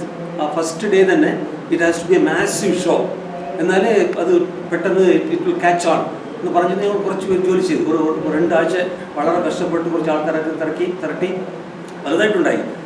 പിന്നെ ഭാരത് ജോഡോ യാത്ര ഹ്യൂജ് സക്സസ് ആയിരുന്നു. പക്ഷെ അതിന് പിന്നിൽ നടന്ന ഡിബേറ്റ്സ്, ഡിസ്കഷൻസ്, വഴക്കുകൾ ഒരുപാടുണ്ട്. അത് നമുക്ക് സമയമില്ല, നമുക്ക് പറയാൻ പറ്റത്തില്ല. അപ്പോൾ അതൊരു നല്ല ഗ്രാൻഡ് സക്സസ് ആയിരുന്നു. ആ യാത്ര തന്നെ വളരെ ഫസ്റ്റ് ക്ലാസ് സീറ്റായിരുന്നു. കേരളത്തിലൊക്കെ വലിയൊരു ഇത് ഉണ്ടായില്ല. ഞാൻ കേരള ബോർഡർ പറഞ്ഞു 3 ദിവസം നടന്നുകൂടെ, പിന്നെ ഇവിടെ പോയി. അപ്പോൾ അത് കഴിഞ്ഞിട്ട് ഈ സിവിൽ സൊസൈറ്റി ഗ്രൂപ്പ്സ് ഇങ്ങനെ വളരെ സ്ട്രോങ് ആയി. All over the country 300 to 400 groups ഉണ്ട്. ഞങ്ങൾ every 6 months we get together. ഇപ്പോൾ കഴിഞ്ഞ ജാനുവരി 12-ാം തീയതി മീറ്റിംഗ് ഉണ്ടായിരുന്നു ഈ ഗ്രൂപ്പിൻ്റെ. ഭാരത് ജോഡോ അഭിയാൻ എന്ന് പേര് മാറ്റി. ഭാരത് ജോഡോ യാത്ര കഴിഞ്ഞപ്പോൾ we change the name to Bharat Jodo Abhiyan, Indian unity movement എന്ന് പറഞ്ഞിട്ട് we are working on that. ആ ഇനിഷ്യേറ്റീവിലാണ് ഇപ്പോൾ നമ്മൾ ജോലി ചെയ്യുന്നത്. അപ്പോൾ സണ്ണി ഇതിനെപ്പറ്റി സംസാരിക്കണമെന്ന് പറഞ്ഞപ്പോൾ ഞാൻ ഈ സിവിൽ സൊസൈറ്റിയിൽ ഒരു ചെറിയ ബുക്ക്ലെറ്റ് പബ്ലിഷ് ചെയ്തു. അപ്പോൾ ഇതിലുള്ളത് ഞാൻ വീണ്ടും റീപ്രൊഡ്യൂസ് ചെയ്യുന്നതിൽ അർത്ഥമില്ല. അപ്പോൾ അത് ഒരു 30 കാപ്പീസ് ഞാൻ കൊണ്ടുവന്നതിൽ കിട്ടിയെന്നറിയില്ല. ഇതാണ് ഞാൻ സംസാരിക്കാൻ ആഗ്രഹിക്കുന്നത്. സോ നിങ്ങൾ വായിച്ചോളാം. അപ്പോൾ ഞാൻ ഇതിൽ സംസാരിക്കേണ്ട. ഞാനിപ്പോൾ ഒരു ചെറിയ എക്സസൈസ് മാത്രം. നമ്മളൊക്കെ ഒരു സോഷ്യൽ ഡോക്ടേഴ്സ്, നമ്മളൊക്കെ ഡോക്ടേഴ്സ് പോലെ നമുക്ക് we are worried about the society. ഇന്ന് രാവിലെ സംസാരിച്ചത് മോഹൻ പറഞ്ഞിരുന്നു ഉറക്കം വരുന്നില്ല. അതാണ് പ്രശ്നം, ഉറക്കം വരുന്നില്ല. കാരണം this is not the India we grew up in. ഞാനൊക്കെ ചെറിയ പയ്യനായിട്ടിരിക്കുമ്പോൾ അതിലിങ്ങനെയുള്ള ഒരു റിലീജിയസ് ഹേറ്റഡ് ഇല്ല. ഞാൻ ജീവിക്കുന്ന ഒരു മുസ്ലിം ഏരിയയിലാണ്. അവരുടെ മൊഹറം ഷിയ മുസ്ലിംസാണ് ഞങ്ങളുടെ ഏരിയയിൽ. അപ്പോൾ ഷിയ മുസ്ലിംസിൻ്റെ 10 ദിവസങ്ങൾ ഞങ്ങളുടെ വീട്ടിൽ നടക്കുന്ന ആഘോഷം പോലെയാണ്. അതുപോലെ ക്രിസ്മസ്, ഞങ്ങൾ ജീവിക്കുന്ന കന്യാകുമാരി ജില്ലയിൽ ക്രിസ്ത്യൻസ് ഒരുപാട് വരും. ക്രിസ്മസ് ഒക്കെ നമ്മുടെ വീട്ടിൽ ഫാമിലി സെലിബ്രേഷൻ പോലെയാണ്. അപ്പോൾ ഇങ്ങനെ we were not mindful of our ക്രിസ്ത്യനാണ്, അവർ മുസ്ലിമാണ്, മുസ്ലിമിൻ്റെ കടയ്ക്ക് പോകാൻ പാടില്ല, ലവ് ജിഹാദും മണ്ണാങ്കണ്ണി ജിഹാദും, ഇങ്ങനെ ഒരു കുടും ഞങ്ങൾക്കറിയില്ലായിരുന്നു. We were growing up as a very healthy human being. രാവിലെ നമ്മുടെ സാർ പറഞ്ഞ പോലെ ബിൽക്കിസ് ബാനു ഒരു മുസ്ലിമാണോ, നോർത്ത് ഇന്ത്യൻ ആണോ, ഹിന്ദിക്കാരിയാണോ? Muslim Banu was a human being, ഒരു ഹ്യൂമൻ ബീങ്. അങ്ങനെയാണ് നമ്മൾ നോക്കിയത്. പക്ഷെ ആ colourful, tolerant, multi cultural, multi religious society ആകെ തകർന്ന് പ്രൈം മിനിസ്റ്റർ പൂജാരി വേല ചെയ്യുന്നു. ആ സ്ഥിതിയിൽ നമ്മൾ എത്തിക്കുന്നു. അപ്പോൾ ഇത് ഒരു ഡേഞ്ചറസ് ആയിട്ടുള്ള ഒരു സിറ്റുവേഷനാണ്. If you don't ask this question, challenge this, question this, നമ്മൾ എവിടെ പോകുന്നു നമുക്കറിയില്ല. ഇപ്പോൾ നമ്മളിവിടെ 3 ദിവസം നമ്മൾ കൂടുന്നതിന് കാരണം we are worried about this country, we are worried about our future. We are like doctors. ഇപ്പോൾ ഡോക്ടർ യോഹാൻ ഗാൾട്ടുങ് എന്നൊരു നോർവീജിയൻ സോഷ്യലിസ്റ്റ് ഉണ്ട്. പുള്ളി എൻ്റെ ടീച്ചറായിരുന്നു. ഞാൻ പുള്ളിയുടെ റിസർച്ച് അസിസ്റ്റൻ്റ് ആയിരുന്നു 5-6 വർഷം അമേരിക്കയിൽ. പുള്ളി ഒരു DPT അനാലിസിസ് എന്ന് പറയുന്നു, ഡയഗ്നോസിസ്, പ്രോഗ്നോസിസ്, തെറപ്പി. ഡയഗ്നോസിസ്, നിങ്ങൾ ഒരു ഡോക്ടറെ അടുത്ത് പോകുമ്പോൾ ഡോക്ടർ ആദ്യം നിങ്ങളെ ഡയഗ്നോസ് ചെയ്തിട്ട് എല്ലാ നിങ്ങൾക്കുള്ള എല്ലാ സിംറ്റംസും പുള്ളി കേട്ട് എല്ലാം മനസ്സിലാക്കി, ഇതാണ് നിങ്ങൾ, this is the disease that is that inflicting, you are afflicted with എന്നുള്ള വിഷയം മനസ്സിലാക്കുന്നു ആദ്യം. 2, he thinks about the prognosis. എന്തൊക്കെ സംഭവിക്കും ഇൻ ഫ്യൂച്ചർ, നമ്മളിപ്പോൾ ഒന്നും ചെയ്തില്ലെങ്കിൽ എന്ത് സംഭവിക്കും, എന്ത് ചെയ്യാൻ പറ്റും, ഈ ഡിസീസിൻ്റെ ഫ്യൂച്ചർ കോഴ്സ് ഓഫ് ആക്ഷൻ. അപ്പോൾ പ്രോഗ്നോസിസ് പുള്ളി മനസ്സിലാക്കുന്നു. ഈ ഡയഗ്നോസിസും പ്രോഗ്നോസിസും കഴിഞ്ഞിട്ടാണ് പുള്ളി തെറാപ്പി, ട്രീറ്റ്മെൻറ്റ് ഡിസൈഡ് ചെയ്യുന്നത്. അപ്പോൾ അതുപോലെ തന്നെ just like A medical doctor we can understand the society. യാതൊരു പ്രശ്നമായാലും. അപ്പോൾ ഞാൻ ഉദ്ദേശിക്കുന്നത് നമുക്കൊരു ചെറിയ ഡയഗ്നോസ്, കണ്ടംപററി ഇന്ത്യയാണ് നമ്മുടെ ടോപ്പിക്. അപ്പോൾ കണ്ടംപററി ഇന്ത്യ ഒരു സിക്ക് പേഷ്യൻ്റാണ്. കണ്ടംപററി ഇന്ത്യ സിക്ക് എന്നുള്ളതിൽ നമുക്ക് ആർക്കെങ്കിലും ഡിഫറൻസ് ഓപ്പീനിയൻ ഉണ്ടോ? ഇല്ല. Listen Gandhi is the only medicine. അപ്പം ഞാൻ ഒരുപാട് സംസാരിക്കാനുണ്ട്. അതാണ് ഗാന്ധിയുടെ relevance for contemporary Indian society. I cannot, ഞാൻ എക്സാഗ്രേഷൻ പറയല്ല, I cannot think of a better medicine than Gandhi. Thiruvalluvar പറയാം, നാരായണ ഗുരു പറയാം, അയ്യങ്കാളി പറയാം, സഹോദരൻ അയ്യപ്പൻ പറയാം, ഒരുപാട് പേരുണ്ട്. തമിഴ്നാട്ടിലും ഈ തോൾച്ചിയിലെ പോരാട്ടം നടത്തിയ വൈകുണ്ഠർ, ബസവേശ്വരയ്യ പറയാം, ഒരുപാട് പേരുണ്ട്, ഇന്ത്യ മുഴുവൻ ഉണ്ട്. പക്ഷേ ദേ ആർ നോട്ട് പൊളിറ്റിക്കൽ. ഗാന്ധിയാണ് പൊളിറ്റിക്കൽ പേഴ്സണാലിറ്റി. ഇവിടെ ഉള്ള വിഷയങ്ങൾ എല്ലാ എസൻസും പൊളിറ്റിക്കൽ അണ്ടർസ്റ്റാൻഡിങ്ങും ഒരു യൂണിവേഴ്സൽ വ്യൂ പോയിന്റും ഉള്ള ഒരു പേഴ്സണാലിറ്റി ഗാന്ധി മാത്രമാണ്. ഗാന്ധിയുടെ പ്രശ്നങ്ങളുണ്ട് and we cannot accept Gandhi 100%. Of course we have to criticise Gandhi. അതാണ് ഗാന്ധിയുടെ പോസിബിലിറ്റി ഉണ്ട്. ഇവിടെ പിന്നെ നിങ്ങൾ ക്രിട്ടിസൈസ് ചെയ്യാൻ പറ്റത്തില്ല. പക്ഷേ you can criticise Gandhi. You can reorient Gandhi for our modern use. ഗാന്ധിയുടെ ലാംഗ്വേജ്, ഗാന്ധിയുടെ എഫിഷ്യൻസി, ഗാന്ധിയുടെ ക്രിയേറ്റിവിറ്റി, ഗാന്ധിയുടെ കമ്മ്യൂണിക്കേഷൻ എബിലിറ്റി, ഒരുപാട് വിഷയം സംസാരിക്കും. Thank you. കലുഷമായ ഒരു അവസ്ഥ ആയിട്ടുണ്ട്. അപ്പോഴും നമുക്ക് ഉത്തരവുണ്ട് എന്നുള്ള ഒരു പ്രതീക്ഷയാണ്. അത് വളരെ ദുർഘടം പിടിച്ച പാതയാണ്. വാസ്തവത്തിൽ ഇപ്പോൾ നമ്മൾ എത്തി നിൽക്കുന്ന ഈ പതനം ഒരുപാട് ദശകങ്ങളായിട്ട് സ്വാതന്ത്ര്യാനന്തര കാലഘട്ടം മുതൽ ഈ രാജ്യത്ത് നമ്മളൊക്കെ ചേർന്ന് വളർത്തിയെടുത്ത അവസ്ഥയിലെ ഒരു ലോജിക്കൽ കണ്ടിന്യൂറ്റിയാണ്. ഞാനെപ്പോഴും ശ്രദ്ധിച്ചിട്ടുള്ള ഒരു കാര്യമാണ്, സ്വാതന്ത്ര്യാനന്തര ഇന്ത്യയിൽ ഗാന്ധി ഇന്ന് രാവിലെ നമ്മുടെ അരുതാഷ് ഭാഷ ഗാന്ധി അനാഥനായി എന്ന് പറഞ്ഞപ്പോൾ ആദ്യം എൻ്റെ മനസ്സിൽ വന്ന ഒരു കാര്യം അതാണ്. ഗാന്ധിസം അല്ലെങ്കിൽ ഗാന്ധിയുടെ റിയൽ ഫോളോവേഴ്സിനുള്ള ആളുകൾ അവരെല്ലാവരും രചനാത്മക പ്രവർത്തനങ്ങൾ, നിർമ്മാണാത്മക പ്രവർത്തനങ്ങൾ, കൺസ്ട്രക്റ്റീവ് പ്രവർത്തനങ്ങൾ പറഞ്ഞു പോയപ്പോൾ ഈ പൊളിറ്റിക്സിനോട് ഒരു നിഷിദ്ധമായി പൊളിറ്റിക്സ് അത് കുഴപ്പം പിടിച്ച പണിയാണ്. അതാണ് ഇന്നത്തെ അവസ്ഥയ്ക്ക് വളം വെച്ചതാണ് എൻ്റെ ഒരു നിഗമനം. ശരിയാവോ തെറ്റാവോ?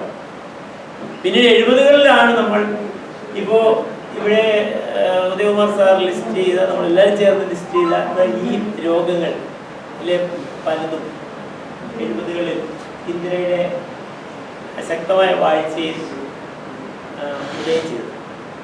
അപ്പോൾ അതിനെതിരെ ഗാന്ധി ചിന്താഗതിയിലെ ഒരു വലിയൊരു പ്രതിപക്ഷം നിലയിൽ ജയപ്രകാശ് നാരായണൻ വരുവാണ്. അപ്പോൾ അവിടെ ഒരു പ്രധാനപ്പെട്ട കാര്യം, ഇപ്പോൾ കോൺഗ്രസ്സുകാർ തന്നെ ഞാൻ ശ്രദ്ധിച്ചിട്ടുണ്ട്, വലിയ വാചാലമായി സംസാരിച്ച് വരുമ്പോൾ ഈ അടിയന്തരാവസ്ഥയെക്കുറിച്ച് ഏതെങ്കിലും എതിരാളി എടുത്തിട്ടാൽ ചാനൽ ചർച്ചകളോ അതുപോലെ തല്ലുകൂട് പരിപാടിയാണ് നമ്മുടെ അല്ലാത്ത പൊതുവേദികളിലൊക്കെ, അപ്പോൾ കോൺഗ്രസ്സുകാർ റിസപ്റ്ററാണ്. അവർക്ക് ഒരു തരം ബ്ലാക്ക് മെയിലിംഗ് സംഭവിച്ചതുപോലെ അവർ പെട്ടെന്ന് ഷോക്കഡായി. അവർക്കിതൊന്നും പറയാനില്ല. പെൻഷനല്ലേ